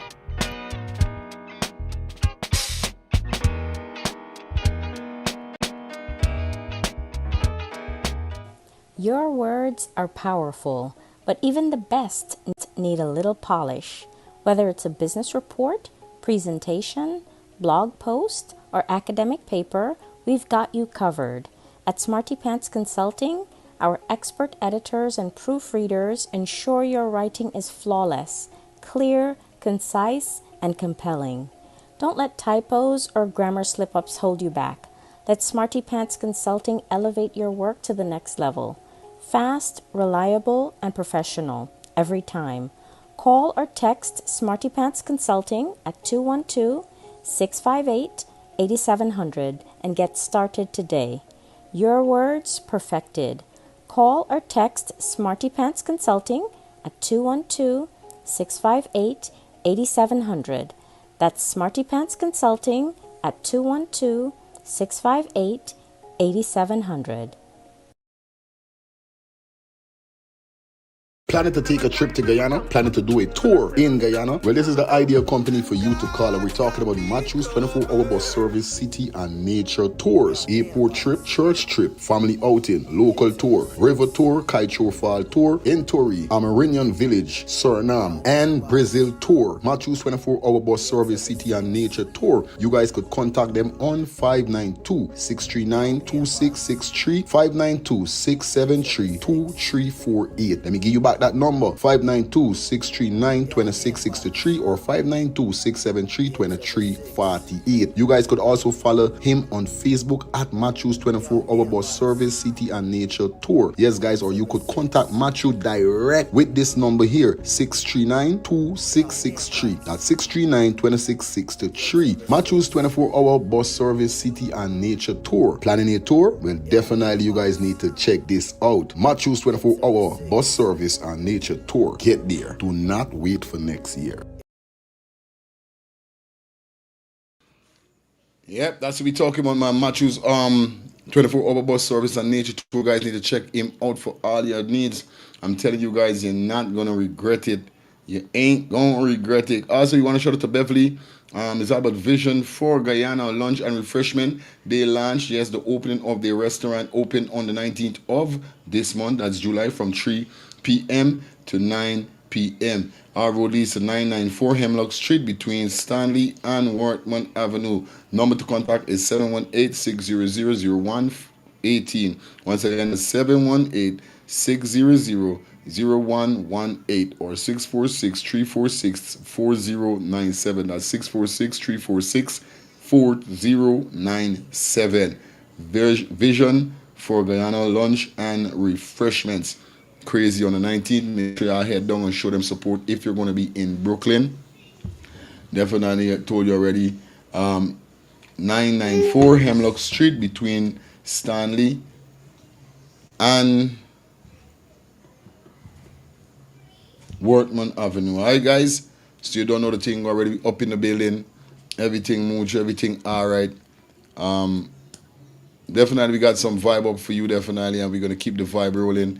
Let me jump into Miss Carlotta as we kick off with Adriana. We're going to speed up the live with Adriana. You don't know the thing already. So we're going to definitely, I can't answer this call right now, man. What are you doing?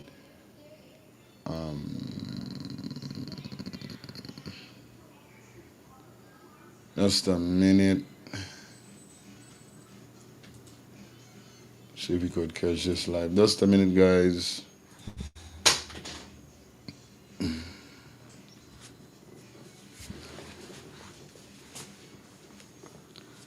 All right.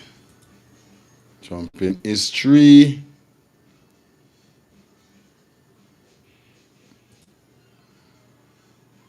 I want to shout out to my sister from my next mother, Carlotta. Beautiful and talented female, you know, she's a part of the family. And we said family fighting for Adriana. Definitely, you know what it is. And she definitely have our podcast goes down every Tuesday. Look out, I'm gonna be on her podcast next week, Tuesday. I'm scheduled for that show. So you know at the end of the day how it goes already, right? But we're gonna jump into this piece of life. We're gonna run with you with her and Mr. Nigel London, whereby they conversate about the Adriana situation. So I don't want nobody move, you know, as we dissect for a few minutes of this live that they got. Was a wonderful live, a lot of stuff mentioned. And like I say, man, it's all about no flinching. So shout out to Carlotta. Respect and love all the time, my sister. You know how the thing go already over here. Okay? So let's jump into this. Let's see what's up. Let's hear what's up. Let's hold a vibe with the sister and the brother. Angie, good night to you. I'm going to call you in a few. Let's get this. More than a connection. It was an awakening. And now I have the honor and privilege of bringing him on this platform where we get to the heart of the matter without flinching.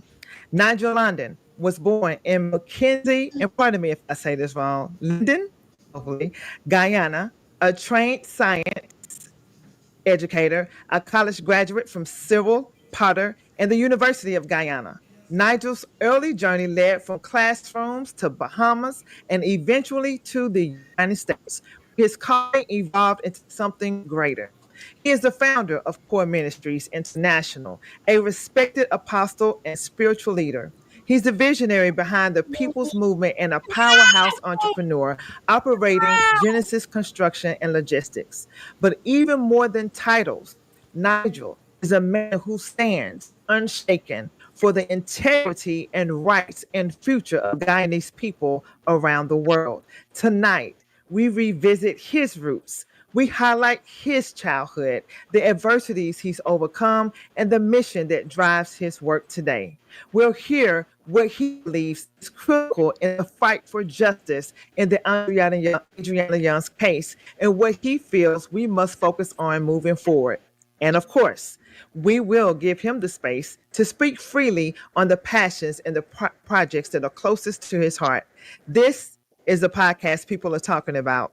This is the guest you do not want to miss. This is No More Flinching Talk. And without further ado, let's welcome Nigel London to the mic. How are you doing, Nigel? I'm doing very well. Kind introduction.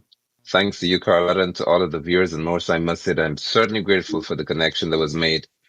And it has certainly led to a place where I believe destiny, divine destiny has orchestrated. So thank you so much. And I'm doing very well. Better now. Absolutely. Absolutely. So before we get into these questions, tell us about how your day is going. Anything that you would like to say before we dive off into tonight's conversation? Well, this is just a part of my day. I think sometimes my day begins when the sun goes down, as Yahweh does, because there's so many things that have to get done. I just take a moment. I pause. For example, today I started out this time to say there's nothing that'd be more important than sitting here to speak with you, apart from some emergency arose in my family, of course. But I'm happy that none existed. So I'm here. But I have days when I have to manage work sites in reference to construction. I'm awakened many times to meetings in the political arena. Then I have to deal with counseling or hearing somebody's issues. So my days never seem to end. But somehow I managed to get a few hours of sleep here and there. Man, listen, I am so grateful that you were able to squeeze in some time because I know you are busy. I was just checking out your page, Nigel, and you were somewhere, leading and educating people. And then you on a flight, then you in the truck, and then I was like, Nigel is everywhere. I am so grateful to have you. I know the people are ready for this conversation tonight. So let me tell you how we like to do it here on No More Flinch and Talk. Tell Your Story podcast. We like to go all the way back. And the reason why we like to go back to childhood is because that's where a lot of things are birthed. How did you grow up? As Nigel answers this question, as he highlights what he's doing in his life, I want you to pay special attention to that because I believe everybody has a story. I believe everybody has overcame adversity, and that's what this platform is all about. It's about sharing your story. So first question, Nigel, I want to know, and the people want to know, how did the foundation of your childhood shape your ability to lead through adversity? Thank you. I'm so grateful for that. I think the foundation of my childhood will shape my ability through my viewing my brother's experience. My brother, who is now asleep, I call it, he's deceased. He is my only brother. And as I was born, he gave me my name, by the way. Errol suffered sickle cell anemia, from sickle cell anemia. So he was, from the time I knew my brother, he was a person who is normally ill. But I saw in this young man somebody who, although he would have been going through so much, he would still take time to play cricket when he can, play soccer. We call it football here in the Caribbean. He'd play, he'd ride his bike with me. We did so many things together. And I looked at that and gained so much strength from my old brother, or my only brother, knowing that he was able to go through that much and still be able to function. Additionally, my father, Errol Sr., I was surrounded by very strong men. His father, Walter London, my grandfather. So my life has been fashioned by men who were extremely strong, and they taught me not to be afraid of and not to be scared to stand, especially for what is right. I've known my father to be one who, when women were being abused, my grandfather as well, they were never hesitant. They didn't have to be a relative of theirs. They were never cautious about ensuring that women were always safe, protected, and cared for. And those are certain values that formed in my character. These quality men and my wonderful brother, of course. Wow. I mean, I love the way you pay it forward and you throw it back to, sorry for the loss of your brother. There's That's fine. people that are watching who are giving their condolences. Thank you, audience, for that. We love support. And then how you paid it forward and back to your father. Um, those were really good examples. And I think it's often wise to look at how a person who can have less and have to deal with more and have more trouble just living life with diseases and things that are holding them back, and they keep going, right? And I love how you look at that and use that as an example to go even harder. Okay, so what we're going to do now is we're going to go off into the next question. And the next question I want to ask you, Nigel, before we just get off into the Adriana Young's case, which I cannot wait, but I also want to set the stage because things that you have done are so important. So I want to ask, from Guyana to the Bahamas, that's a lot of traveling just right there alone, and then to the U.S., how did each chapter shape your journey and mold your purpose? Interesting. My leaving Guyana was due to just a choice. It was interesting in the manner it happened. I have what's called a certified, Caribbean certified, some certificate holder, meaning that based on my qualification, I can work in any Caribbean territory. So I was getting tired of Guyana at one point, and I said to my wife, listen, choose where you want to go. Wherever you want to live, that's where we go. And she said the Bahamas. I said, no, couldn't you choose Barbados or Trinidad, which is much closer because I really love family, my mother, my father, and so on. And my siblings. She said, no, Bahamas. So I just said, okay, let's do that. And I chose that, but then again, tragedy struck where a friend of mine, he was teaching at the school in the Bahamas and he died suddenly. And he was teaching science. So they said they need someone to replace him. They sent his wife to Guyana to find a teacher. And she said the first person she thought about was me.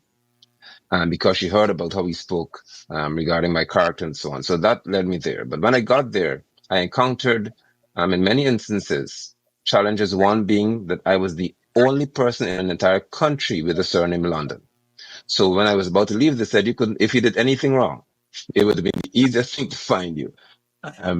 And the challenge of having to teach in a different environment, deal with different cultures, I had to learn very quickly that you do not impose your culture on other people's, you actually appreciate other people's differences. And that makes the world a beautiful place.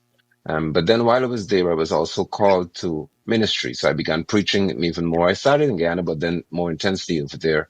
And persons saw in me apparently the ability to lead and to function in leadership spiritually. And that would have led to my traveling. Then before you knew it, there was a group of people in the USA who said that they needed essentially a leader because they followed me, we'd be interacting, I'd be counseling them, sharing the word of truth with them. And they said, no, we need somebody to lead us. And I was actually sent there to launch Core Ministries International, which was actually born out of my bedroom. I was in my bedroom preaching on Zoom and they were in the USA. And just like that, a fellowship was born. So those were very interesting moments in my life, and they really would have been journeys I cannot forget. Wow, that's very powerful. And speaking of core ministries, let's dive off into it. I did have a question about core ministries. As the founder of core ministries and the People's Movement, what would you say is the core mission behind both? And how does that mission connect with standing for justice in the cases like Adriana Young's case? Thank you. Great question. Well, Core Ministries International is Christ, our righteous example. And of course, the example that Yeshua the Messiah would have set is one that I seek to always stand by. I remember vividly, and I preach about this often, when he got to the temple and he saw that people were exchanging money and they were doing all kinds of business when persons were actually sick. And he took the cord from his waist and began to drive them out and said that, listen, this should be a house of prayer, but you've made it a den of thieves. And that struck me. It has always led me to know that our Messiah stood for the rights of others. He was moved to anger when he saw that people were being mistreated by a system. And that in itself led to my being able to function efficiently in Commerce International. But when I came back home to Guyana, it was during this period they called the pandemic COVID. I saw that people were being mistreated here again, and people were being forced to do a lot of things that I knew would have been unconstitutional. Actually, I called it medical tyranny in many cases. And so I began as an individual, one man standing by the market square to say that I'm not going to take this anymore. This is unjust. And I said, I'm standing for those who cannot speak, like law enforcement individuals, defense force nurses, and so on. And out of that would have been a challenge where an officer of the law said to me that I cannot speak to people without his permission. And I said, no, you've crossed a serious line here because you know that freedom of speech is enshrined in our constitution. It's actually a right of ours in reference to United Nations human rights that all humans should enjoy. I said, listen to me. That declaration covers all of us, and I would not allow you to do that. So when I got back, I said, now out of this will be formed a movement where the people will move Guyana forward in a righteous manner, not scriptural manner. Righteous means that we abide by the law. The law is for all of us, and we should therefore be subjected to the same. So there's a synchronizing between the two. We're out of our Messiah's example. I can stand in any circle as he would have done and be able to function efficiently. I think I do. I hope I do. Yes, I believe the people believe you're doing a good job, Nigel, and I believe that as well. And I like to piggyback off of what Christian White says. Wow, very powerful testimony, Mr. London. And I would have to agree. I love how you gave the example from scripture about how Jesus don't play no games. People want to act like when they say, what would Jesus do? They always think that Jesus takes like the pastor role and just let things happen. But that is not the case. Jesus stood up for right. And I can see that that's how you are walking out your life. And Shanetta, I believe she said, yes, you do, Apostle. That's amazing. We love that. So I want to ask, let's go ahead and start walking our way. I know we couldn't wait for it, but we're going to start entering.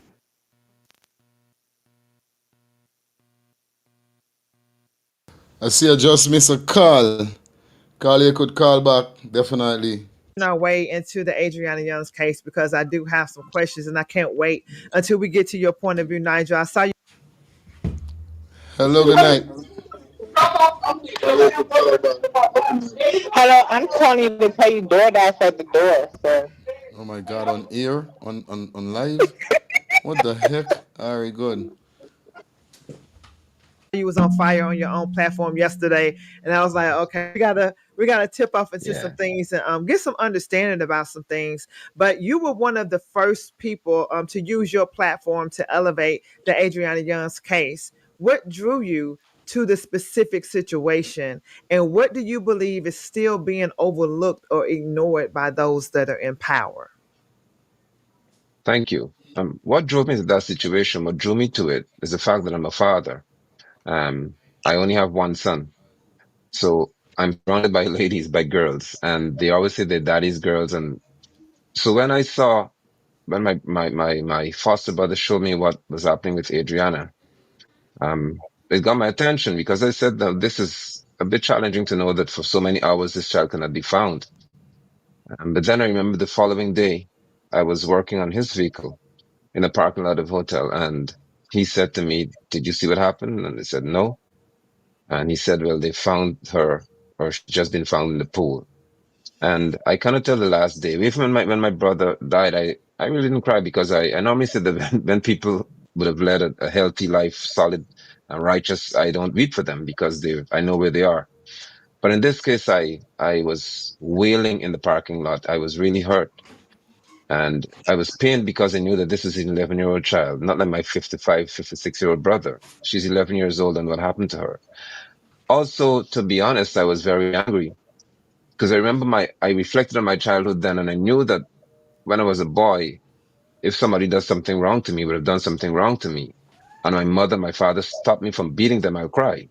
I was wept because I didn't get a chance that I wanted to do to them. And that day I was there because when I saw there was this officer, a senior ranking official in the Ghana Police Force officer lying to people and the way the police would have barred individuals from really accessing that facility, I was enraged. And the things I wanted to do, I knew I couldn't do them because I'm a father, I'm a leader. And I knew that would not have brought justice to the situation, but just brought relief to me. That really struck a chord, and I had to, at that moment, use what I knew, which was my voice, the platform.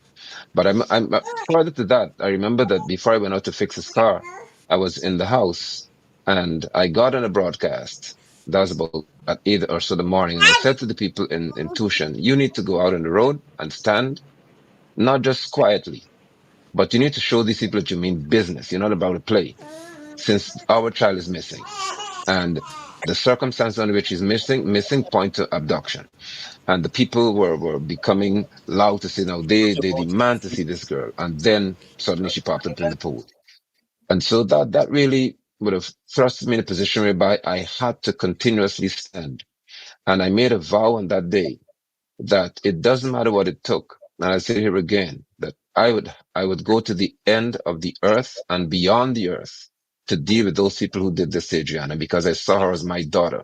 I felt about what would happen if this were my child, and I knew that I would not have been as composed as Sir Brian.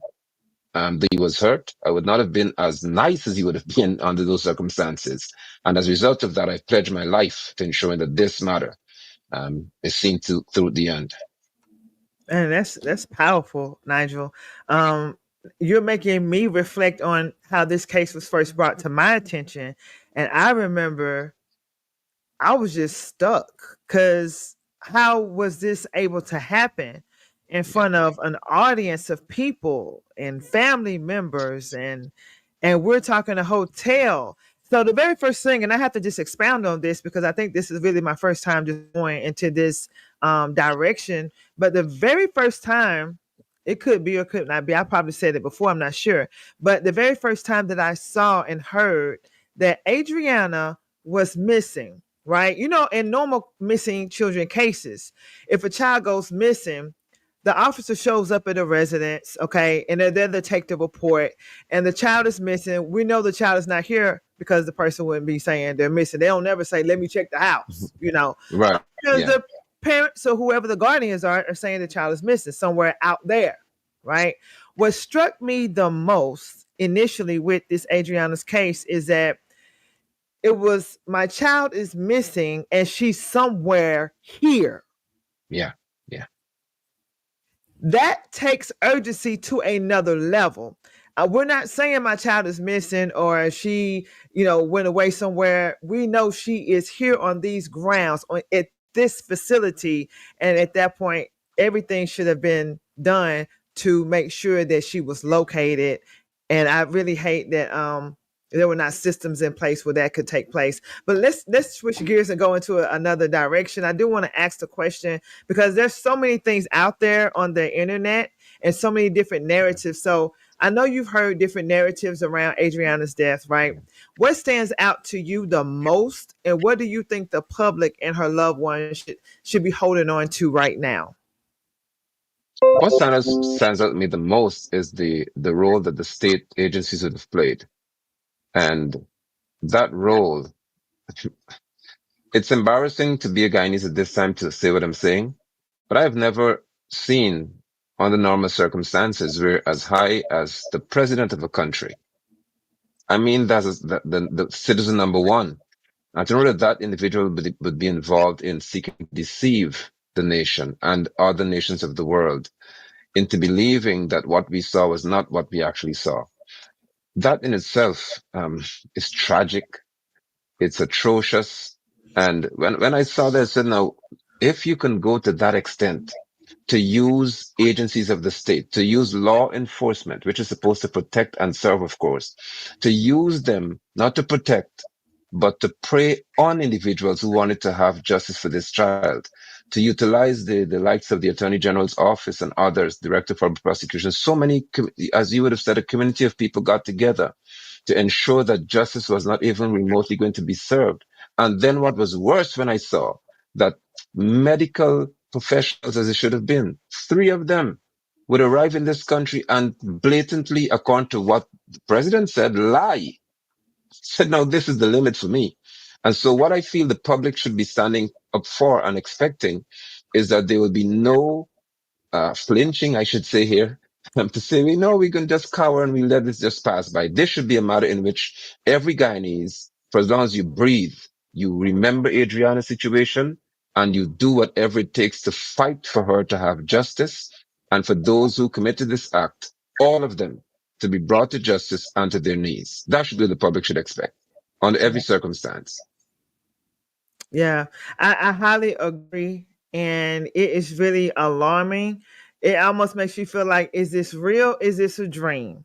Like, when they use the term, you just gonna play in our face like that. Like, you Right. just gonna play in our face. Like we can see you.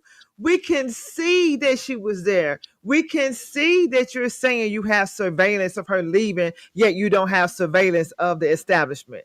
Which one is it? There's so many hiccups and things that are so wrong with this case. You know that something is just not right.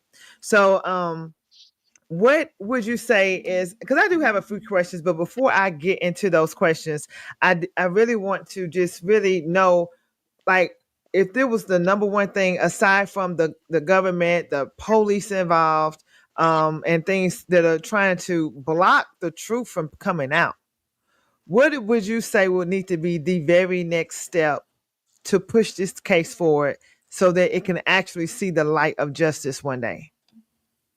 I think the next step should be that, well, hopefully there'll be um, further exposure of those who involved, in terms of if there's any information that can be had, even internationally, because I'm firmly convinced, and I don't know if we go there later, but I'm convinced that those 2 pathologists, especially Rudner and Collins from the US, can be cornered into speaking the truth because they know this is not Guyana here. So they are well aware that the fact that they showed up in Guyana and they would have been involved in the situation, and it is an absolute untruth that this child would have been in the water for 20 hours. It makes no sense.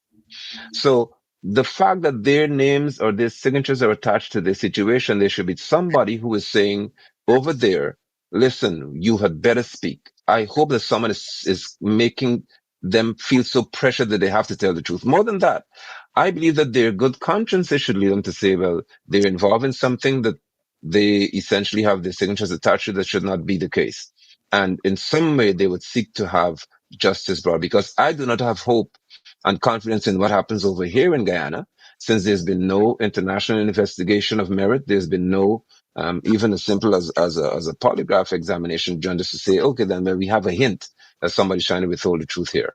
Additionally, I believe that the relatives of Adriana who had been at the pool, should have to answer questions publicly, maybe in a court of law.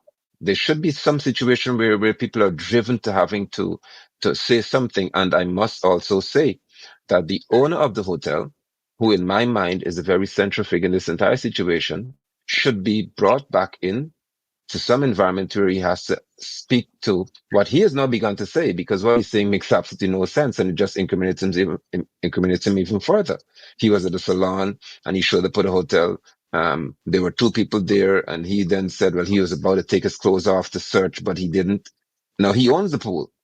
He owns the facility. And the swimming instructor tell him, well, she's not here. And he said, okay, fine, she's not here. Let's go somewhere else. That is bunkum. Poppycock. It doesn't make any sense. So I would like to think that they would be all compelled to speak at some forum somewhere. If that fails, then as was being done before, people with evidence should begin to present it on these platforms. So they're cornered into, and we have eyes all around the world who say, oh, we're seeing this and we know what you're doing. And at some point, there will be justice served, hopefully after an administration has changed here in Guyana. Right, man.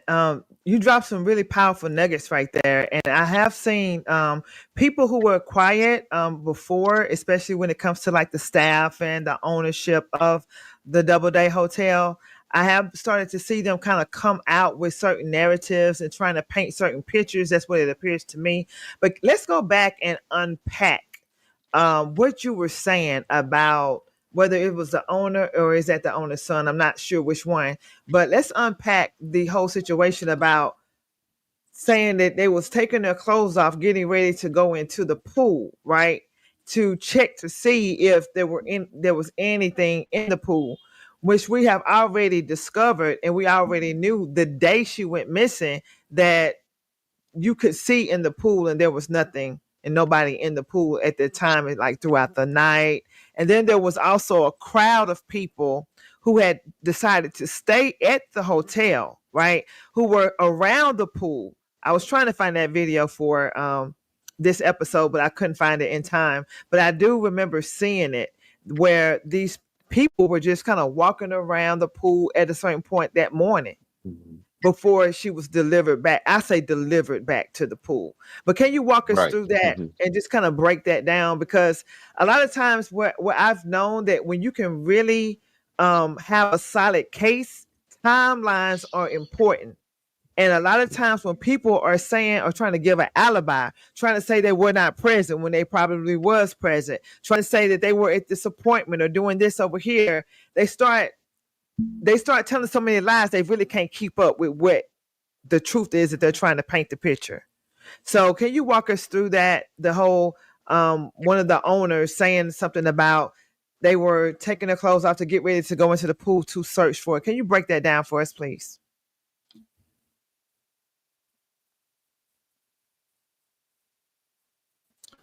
For some reason, I don't know if it's me, I can't hear you, Nigel. So can you let me know? No, I can't hear you. I can't hear you. Can you hear me?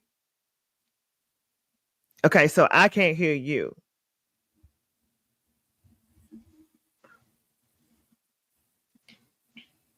Right. I still can't hear you.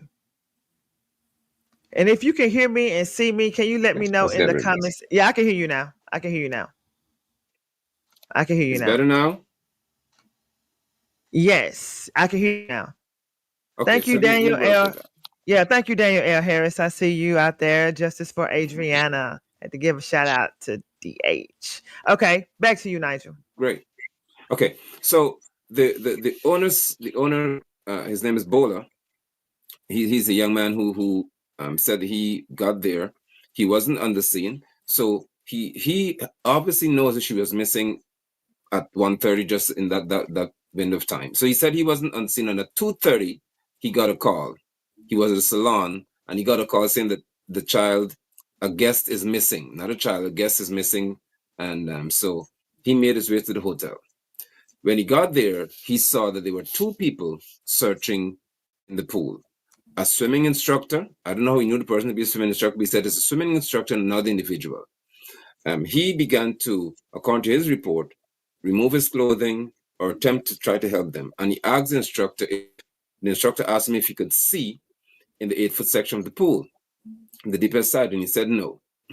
Now, all of this, Carlotta, is being said while he's reading. He was reading a statement.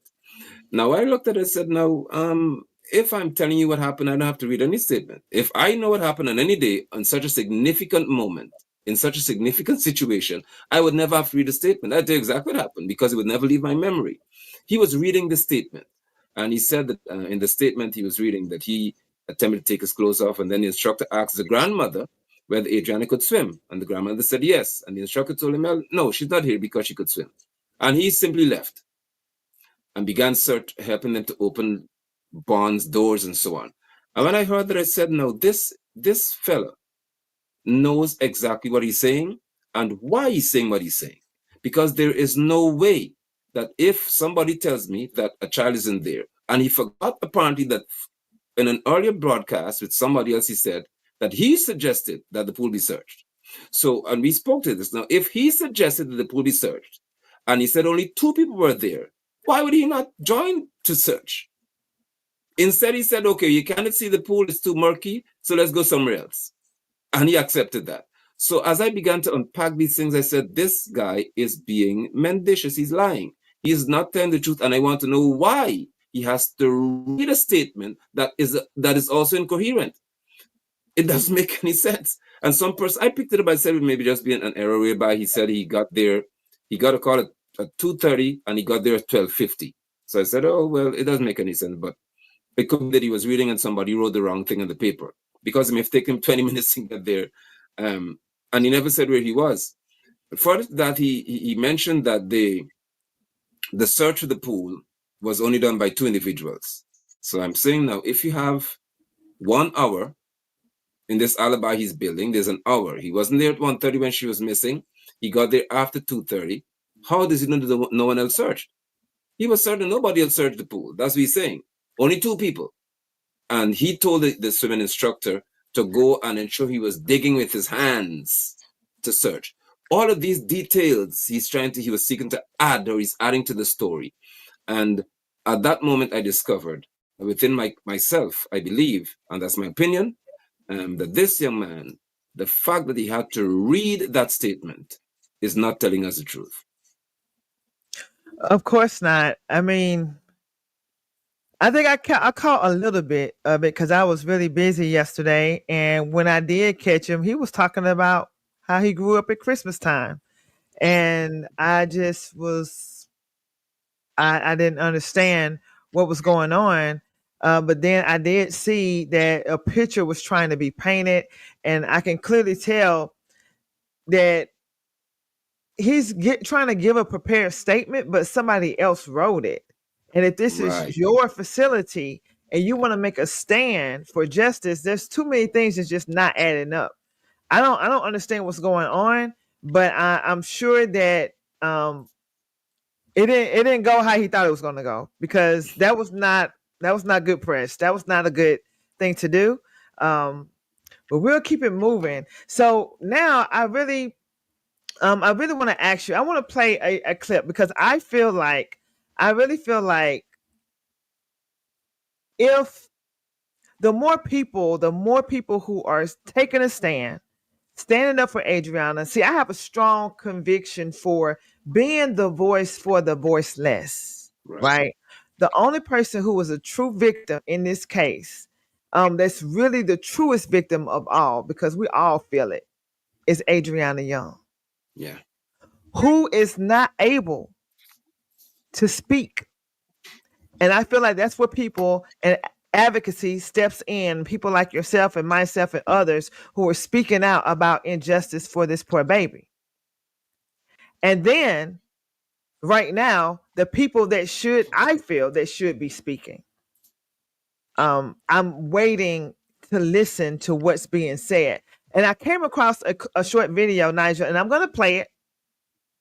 But I want your take. I want your take on this, because I feel like the energy was going in the right direction. I'm not really sure when this video was aired, but it's someone that's very pivotal, like very important in this case. And I just want you to take a look at it as the audience take a look at it. And then I'm not going to play the whole thing. I'm just going to play like a few seconds. It's a minute. I clipped to a minute and 3 seconds, but I'm not going to play for the whole minute. I just want you to catch the vibe and the energy. And Nigel, then I want you to tell me your thoughts on, what do you think, and what do you think should be happening? Because I'm not an attorney. I'm not an attorney. I didn't go to law school. I took the LSAT just for grants to see if I would score high, Nigel, and I actually got accepted to a law school in Florida, right? But I never studied for the LSAT. Oh, yeah. So when I used to go to court, real quick, I would have my badge and my gun on my hip, right?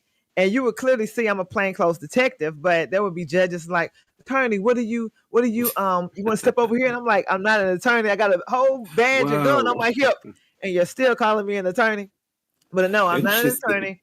But I want to highlight a clip, because I thought when I looked at this, I was like, yes, this is what the family needs. This type of attorney, somebody who's ready to like make a stand, And then, but I want you to expound on it once I get the clip. I'm gonna come right back to you. Hold on one moment.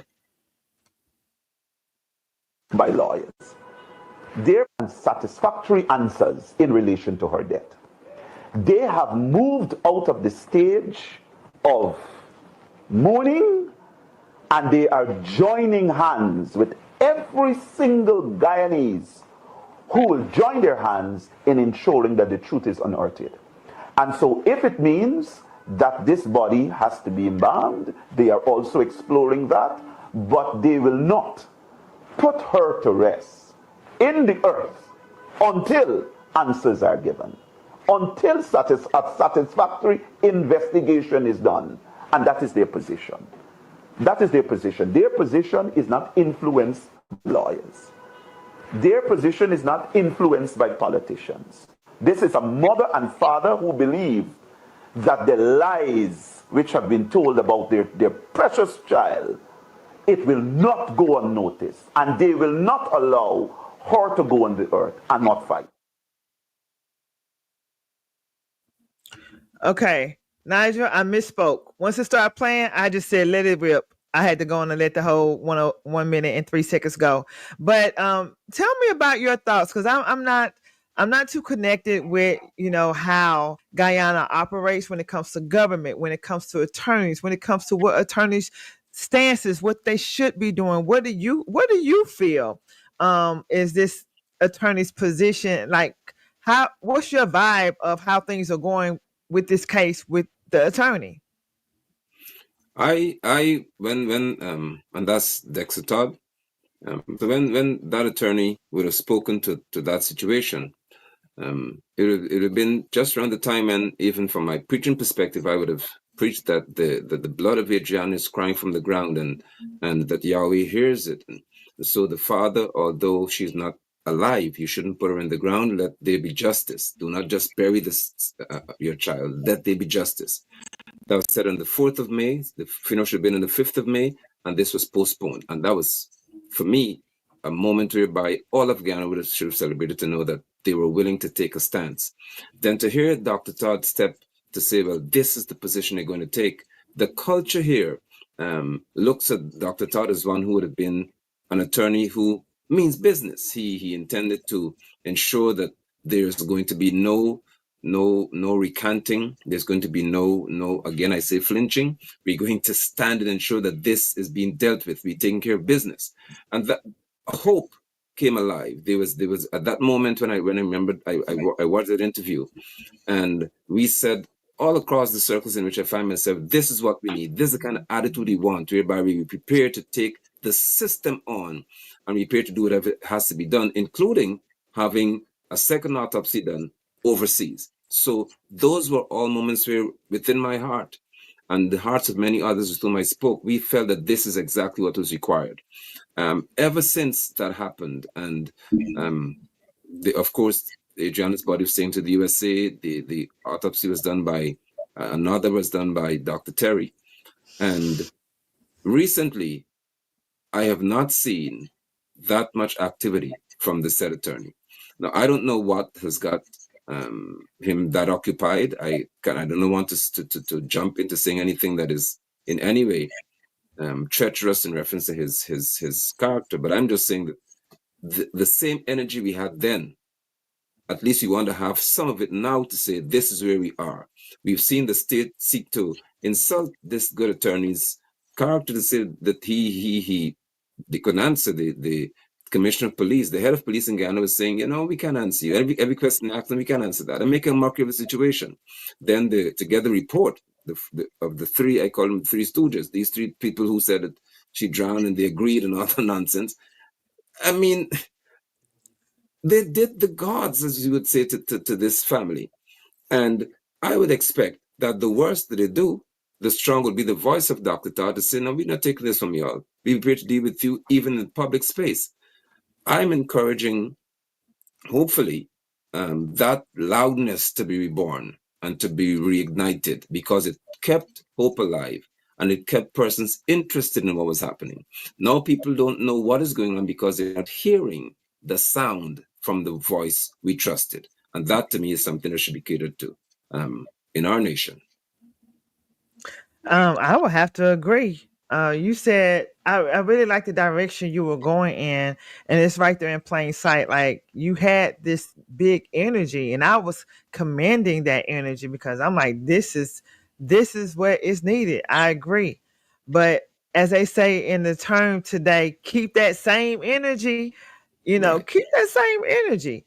I believe you can still make a stand even if you are dealing with confidential information, there's a way to make a stand on that and still have a voice and still show that you are for justice, right? And if those are the things that are happening, but it's just interesting, and I feel like this is very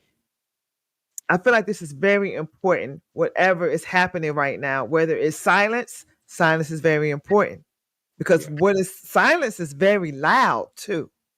When you're not saying anything, it's almost like you can hear screams, right? So anytime I hear silence from people involved in this case where you should not hear silence, I hear Adriana's voice is muffled. That's what I hear. And that's what we do not want to hear ever. All right. So before we wrap it up, I know you have a busy day. Someone says we still have the energy. Come on now. Corrine Dornick. She says we still have the energy to see justice for our baby, Adriana. And we second that. We second that. Absolutely.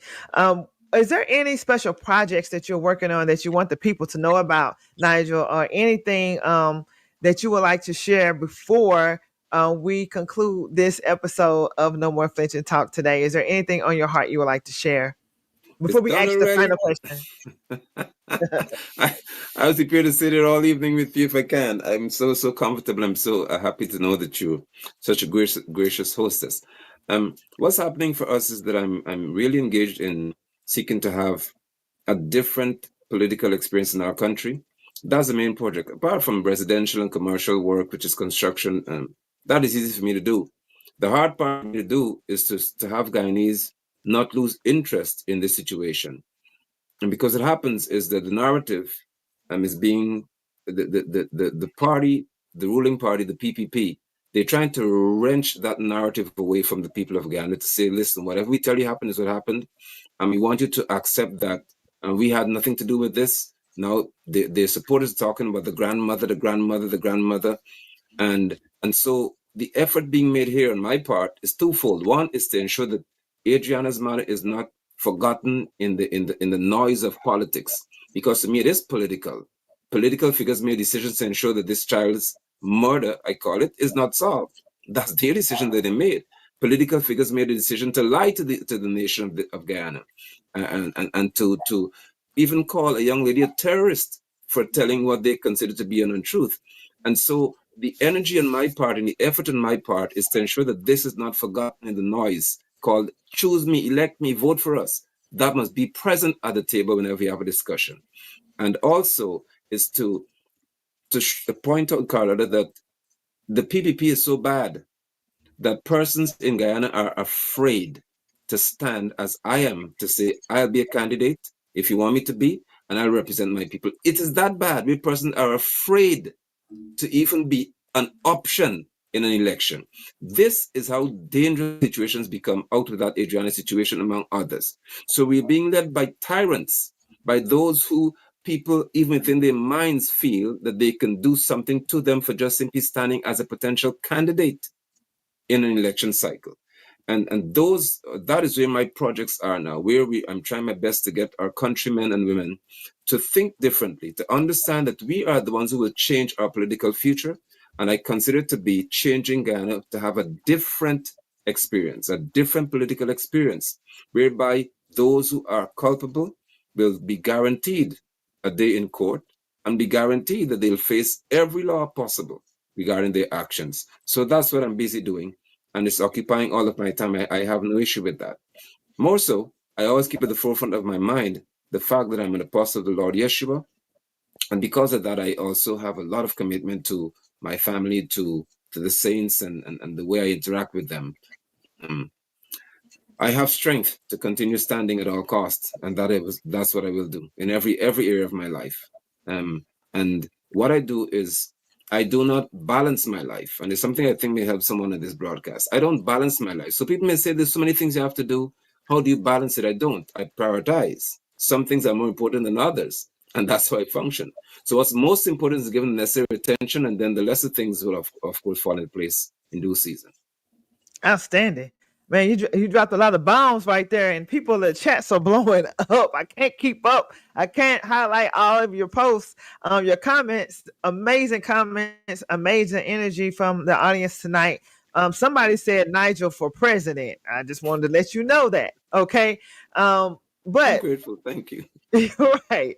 I want to take it back somewhere because I'm hearing this a lot, and it is very scary to know that anybody, and these are just my thoughts. I'm on the outside looking in, right? But these are my thoughts. Anybody who stands up for justice for Adriana in Guyana, anyone who speaks of any truth, they are quieted, they are stripped of their voice, they are punished, they are criminally charged. It is like any speckle of truth that tries to come out, people are scared.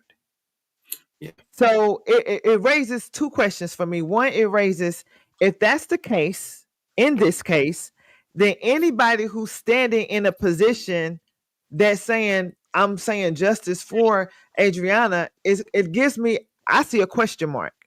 Because how are you able to stand when nobody else can? That's one. Wow. How are you being allowed to stand when nobody else can? All you got to do is think about it. Secondly, Nigel, what should people do? Like, I really want us to get to an answer.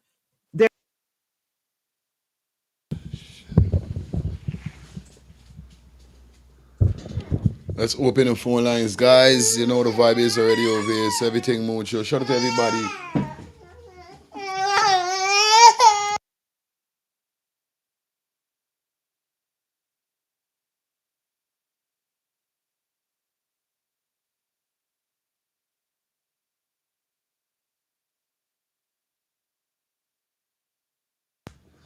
Yes, guys, gonna open the phone lines. You know how the vibe is already, right? Then the co-host.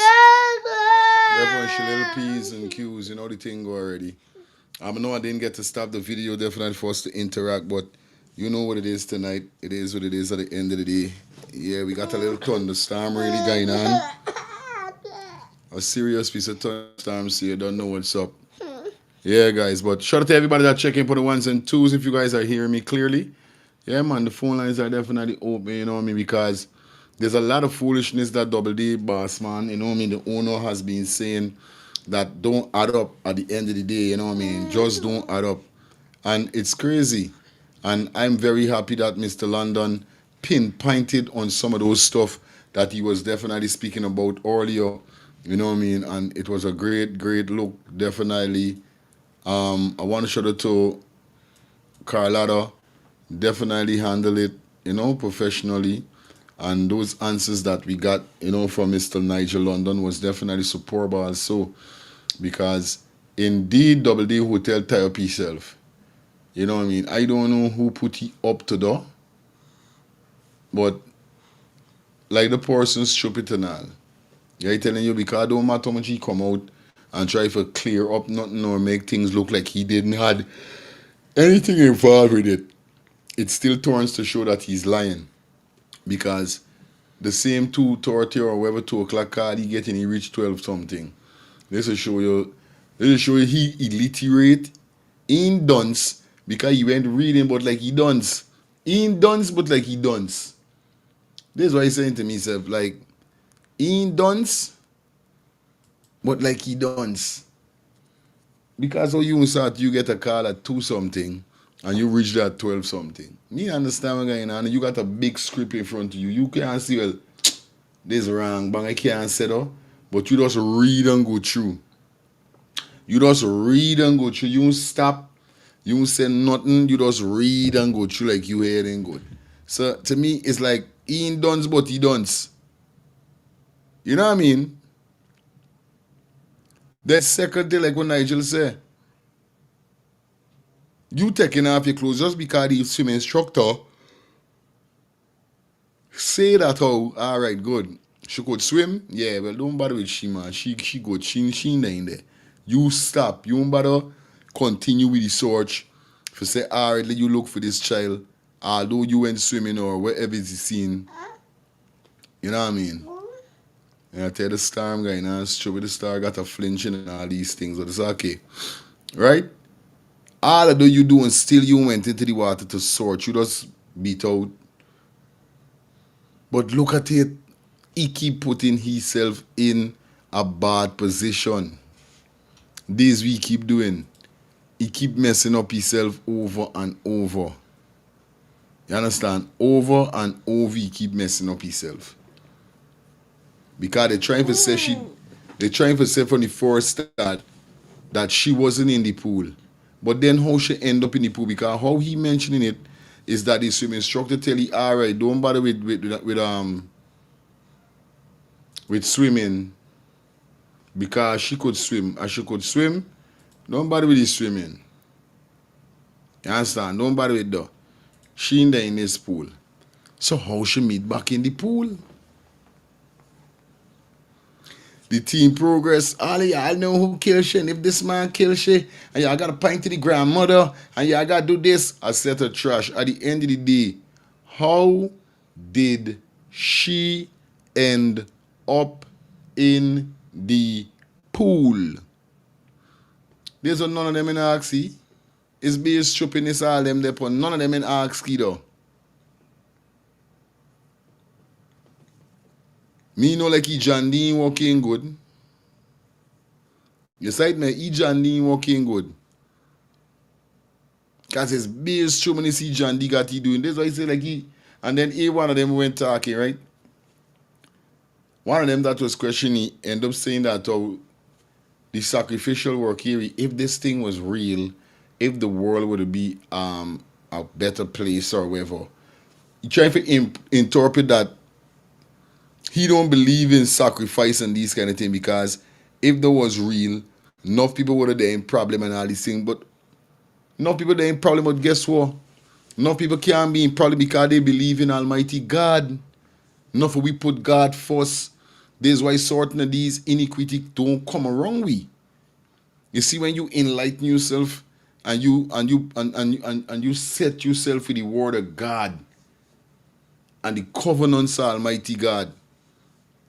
Not saying they can't come around you, but when they come, they will say, nah, but they can see the warning sign of God and then say, nah, there's a child of God. We can't go wrong here. So, but them is come, but it's used. We're going to enlighten yourself with Almighty God and say, yo, you cover me, Lord.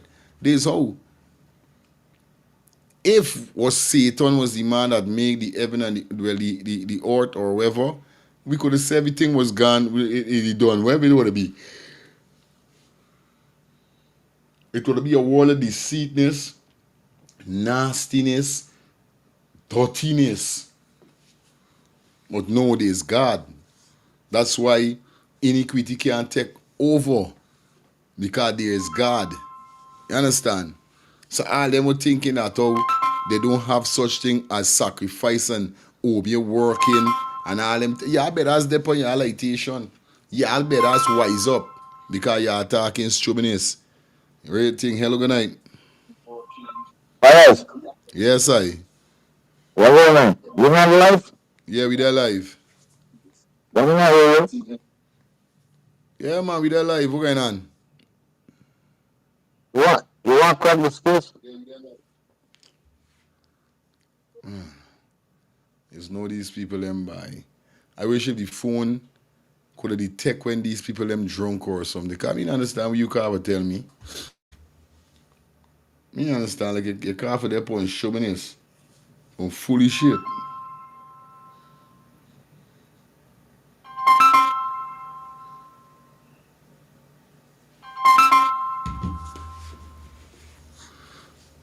Hello? I call you for the constructionist. I tell you, find the guy with the towel. The guy who was on the pool with the towel. Okay. I didn't. Find that guy and then you crack the case because Double A said that's not him. That is him. Right. So he said that's not him. So you have to find that guy. We already find he could say we you and say. We already found the guy because we did an AI. We did an AI test and the AI made out his face perfectly. That was him. Another thing, he said on the interview about 12:30, and the staff called him 2:30. The guy missing 2:30. How he reached at the hotel 12:30? He got living in space or something, me know, or he time travel. What I think, right? Don't get me wrong. I think this guy did something wrong. Use the back of the hotel, right? He did it in mischief. Use the back of the hotel and come around so that the neighbor can get him on the surveillance camera. Okay, yeah. I think so. I'm Oh, speculating. you got a point there indeed. He could have used the back entrance indeed. And come back, and that's how the neighbor can get. Because if he lost $25 billion and he can get two blasted surveillance camera and find by the I tell two people's life. you, real thing. Understand? He's stuttering all the time. He said that he arrived at the hotel 12:30 and the girl missing 2:30. Oh, you end up because you were there, so you get all kind of mischievous thinking because you didn't know what to say. You were there at the hotel all the time, but you don't know about timing now. Real talk, father. Thank you, I'm uncle. telling you, Gary. I'm telling you. I love your show. I want you to crack this case. You find that guy, and the crime chief can do that, right? The crime chief can do that, and the commissioner can do that. They don't waste time in there. If them activate their service to the people, this is close because Double A said that's not him. And the world see that's him. He's not at the hotel. He said he was at the hotel. All right, uncle. Thank you. Big up yourself, guys. It sound like you might get with me in blood pressure. Take your time, uncle. Everything good. All right, uncle. Thank you. Yeah, Rabo. Fire. Never tell us something, you know, sir. All the interviews that Mr. Double did, right? You know, one thing we want him to say about him now, say, what time did him allow the family to search the rooms then? Because remember him saying him open up barns, him open up rooms, right? And remember say him say him open up barn and he open up room to make a family search. But what I wanted to know, what time him do that? Because remember Sir Brian saying after 11 o'clock in the night, brother. After 11 o'clock in the night, them search a room, them, after 11 in the night, And this man says him allow him open up barns and open up rooms for police and family for search. Understand me? I say, but like me say again, I cannot understand. I'm going to still go push through my point. I'm going to stick on it until it reach. All this man no get locked up back. All the police them come back for this man fire. Oh. What else? What am I weird pan like literally? Like it's like brother. It seems like every time they listen to this man, it seems like say boy, I don't know. Like something a boil up in me. Like something a literally a boil in me. For see say boy, everything that come out this man mouth is lie, bro. Is lie. And let me say everything stage. Everything stage. If you notice the question them they ask this man, everything was stage, So all of these people who are questioning this man, I'm friend them, I'm cloning him, Because if you listen to all of the question them, because up until now, I don't hear somebody say, so Mr. Double, why you didn't drain the pool? Me no hear that the question there, You hear the question where I'm gonna go say, where am I gonna say? If you were sacrificing people, why would you do it at your place? I understand them, Like, so everything stays, my brother. Everything stays. Them are people who ask him questions.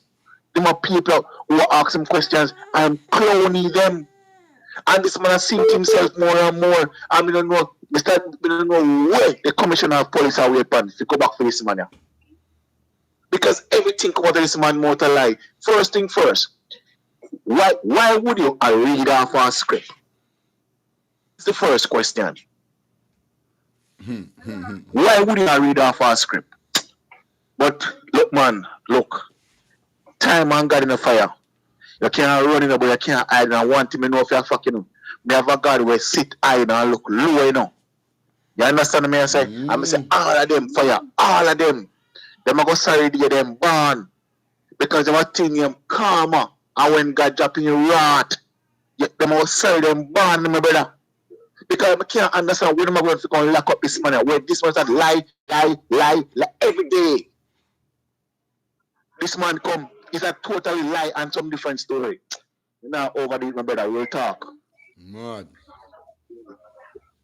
Yeah, man, big up Robert, man. Real thing. Real thing, bro. You see me? It's bare foolishness. You know what I mean? It's total shoppiness at the end of the day, bro. Real thing. And he does keep putting himself in pressure all the time. All the time, him does keep putting himself in pressure, more problems all the time. You know, I don't know who putting it up to it, but it shows clearly that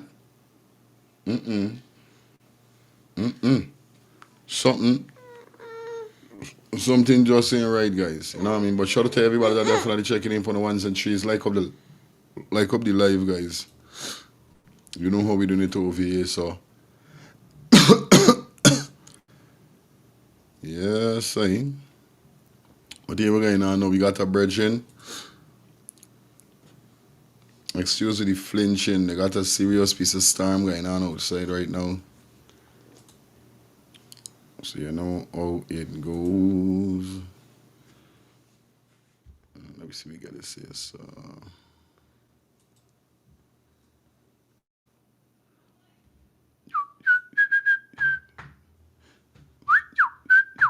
Alright, cool. So what the hell is that just now on there? Yeah, don't ramp with me, boy. Yeah, that's what your lightation for. Man get dark and bad and dark.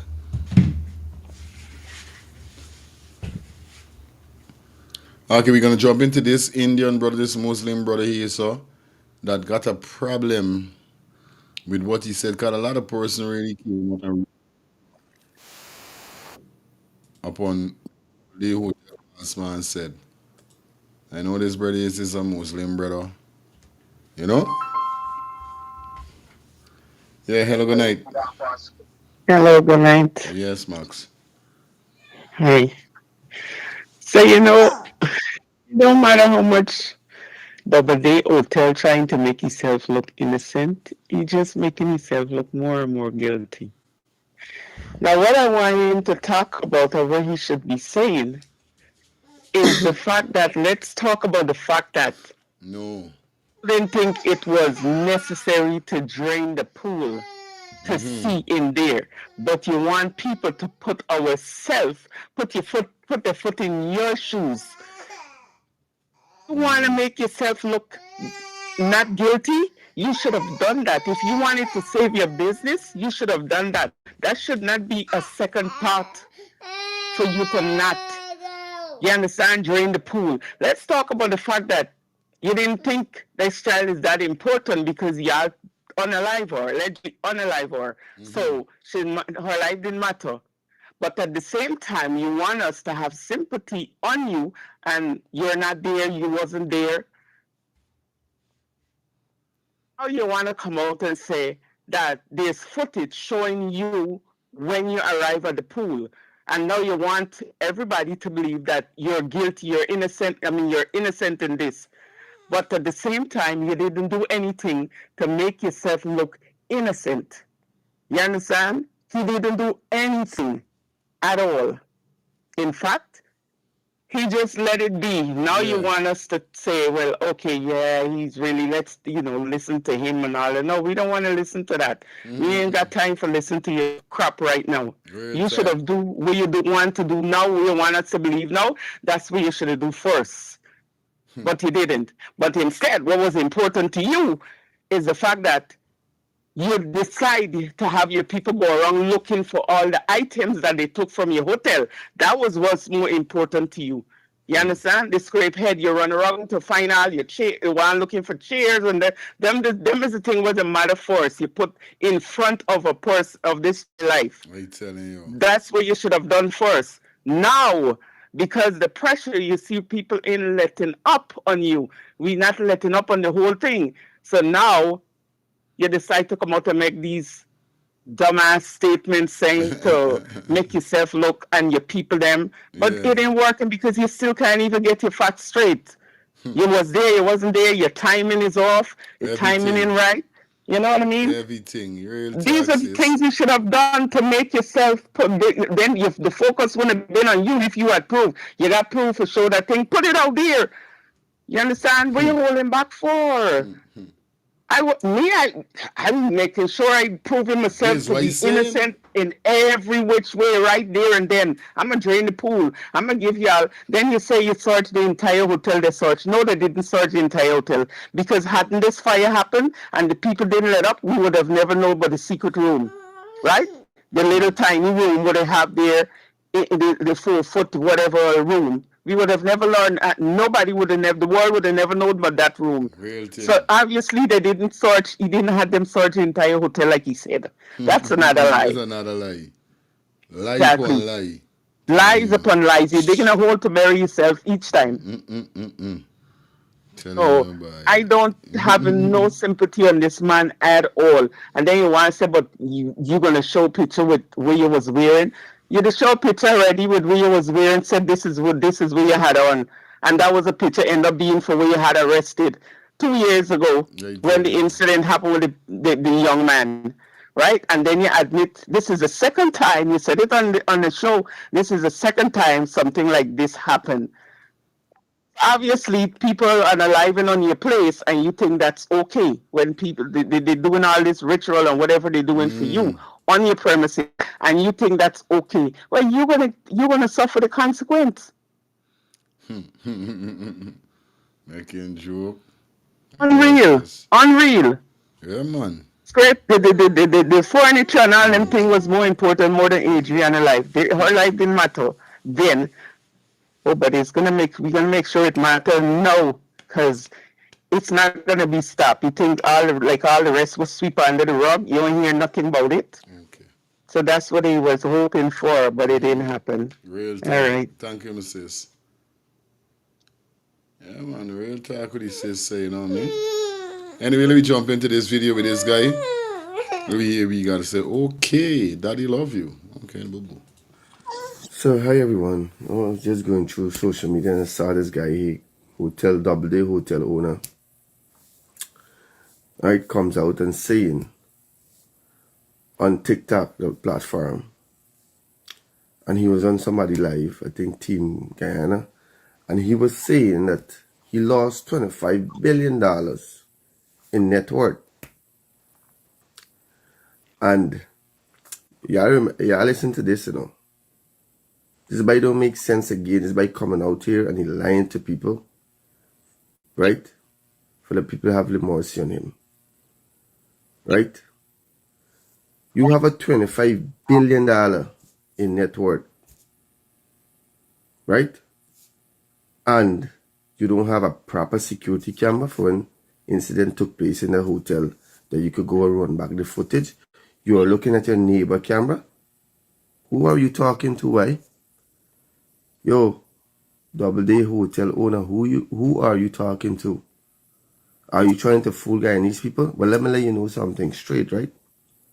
If you're fooling everybody, you're not gonna fool me. Right? You can't tell me 1 and 1 is 3. Pardon, man. Right? You can't tell me 1 plus 1 is 3. Is that what you're trying to tell people?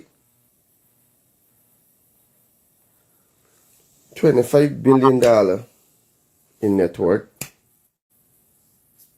and you have a proper camera. I live in a normal house. I don't have a hotel, a big international hotel, but I still have camera footage. If anything have to take place, I will go to my camera and get the footage and see what took place. The camera is there for that. You putting people to come seeing that the camera, you are servicing camera. Who service camera? When the camera finish, as I said in the previous video, you replace it, boss. You don't service camera. It's not a vehicle, right? Now, you was on the live, I think, a few weeks ago, the same team, Guyana, and you said that the swimming instructors check the low side of the pool, but they didn't check the deep side. That's a lie again. You can't get a swimming instructor. So the first time when you talk, when you come on Team Guyana live, that you check the shallow side, they didn't check the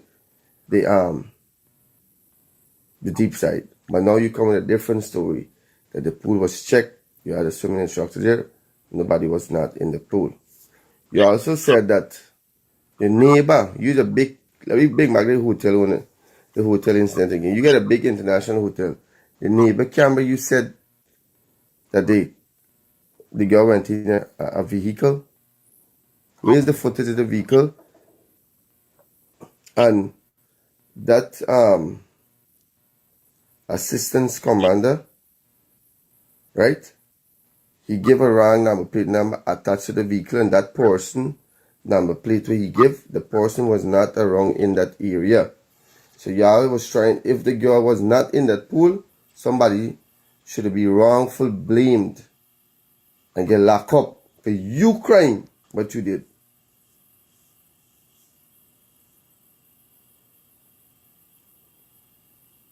For you crying what you did. So now you're saying that the girl leave. The story is not adding up because you're reading off a script there. You're reading off a computer or something you have in front of you. Reading it. Reading whatever you're seeing. Because you pause, you read it. And I'm just glad that I'm not the only person that sees certain things, you know what I mean? I'm not the only person that really see what really going on with he and the craziness with this full up in piece of life that he did. You know what I mean? It's like he keep putting himself in pressure, keep putting himself, and everybody see the why. Like, Double D Hotel, don't go back live. Do not go back live. Because team progress or whatever, them in interviewing you go, them in asking no question. All of them is a set of jack over upon the platform there. Every one of them. Because everybody don't see you got what? How much $1 million? And indeed, this is a bad question. How you cameras ain't working? See how you keep drowning yourself, Mr. Double D? You keep drowning yourself. Hello, mate. Let me tell you something. The master $25 million, $5 million for the hotel, in value for the hotel. You know, it's $25 billion in US. That's 125 million US. The Museum Hotel more expensive than the Marriott. Marriott selling for 75 million. Don't make no sense. This is what he's saying. Do they make no sense? They think they're supposed to be in jail by morning. Real thing, bro. Word up. He's supposed to be in jail by morning. I don't understand. And the police force, I don't know. The world has seen it. Well, the police force is blind. None of us in law enforcement, and we can figure it out. Yeah, right. Can't figure it out. What's wrong with these folks? That's crazy. Yeah, I don't Guyana. Boy, let me tell you something. They really got to change the government, boy. It doesn't make any sense. Guys, only approve this bomb at the jail, you know. Understand? So this guy, they got to change the government and put this man in jail. Serious. This government is not going to do it. This guy can't be long.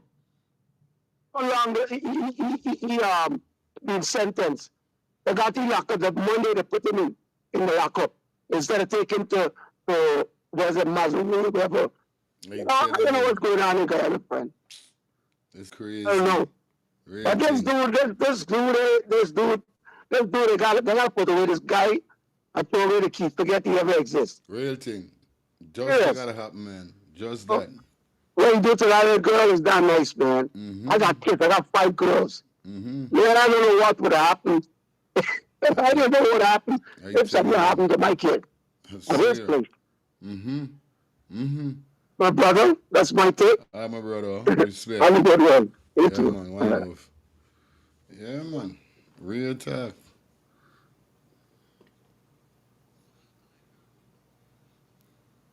That's crazy. Hell, it is what it is at the end of the day. You understand? You know what it is. A silly thing set up sometime. So you can't really watch no fees, so you can't watch nothing. You just gotta be with it, you know what I mean? Because at the end of the day, it don't look like the Guyana police force is gonna get tightened up on this. Because if this man's still coming out to talk all of these things and he ain't getting arrested, whereby we as citizens that is not in no form of law, we should say, but we got common sense to know that this man is drowning himself, tying up himself, and putting himself in more problem than whatever. So why the Guyana police force is not doing the work when it comes to these kind of stuff here? It's crazy. It's totally crazy. Hello, good night. Hi, fine. Good night. You know what's gonna happen? They have to get rid of SPPP government and open back that case for Adriana. They have to charge the hotel owner, the police, and everybody. The only way they can get justice, the government have to move. The minute Ali decided to close that case, it was over. That is it. So we have to hope and pray that the whole regime change so the case could open again. Also, what they try to do is messed up by blaming the grandmother that is distracting the whole case. I haven't heard anything about Adriana's father ever mention if his mother knew about anything. He never mentioned anything. And I'm proud of how he's handling things because it's all about distraction. We have to get justice for Adriana. Also, what the PPP doing, they're not paying the people for $1,000 a month. The only way they can get that money, they got to go out and vote. They got to go out in fact and make the mischief out there to block the whole thing. All those people that behaving bad because they have to get paid, if they don't behave the way how they get behave, they won't be back again.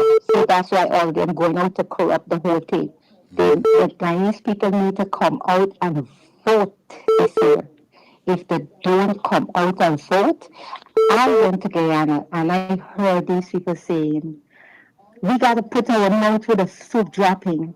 We got to put our mouth, we can't communicate the government, wherever we can get our little money, they have to think positive and get these people out, because if they don't get them out now,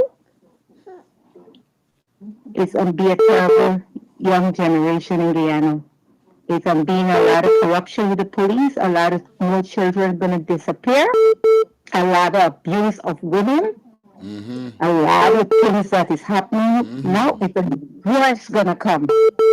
We over here in America, looking in, the people in there, I don't think they really like to go down. We out here seeing more what is going on within there. And we have to tell our loved ones, get out and vote. We have to pass it along the line and let them know.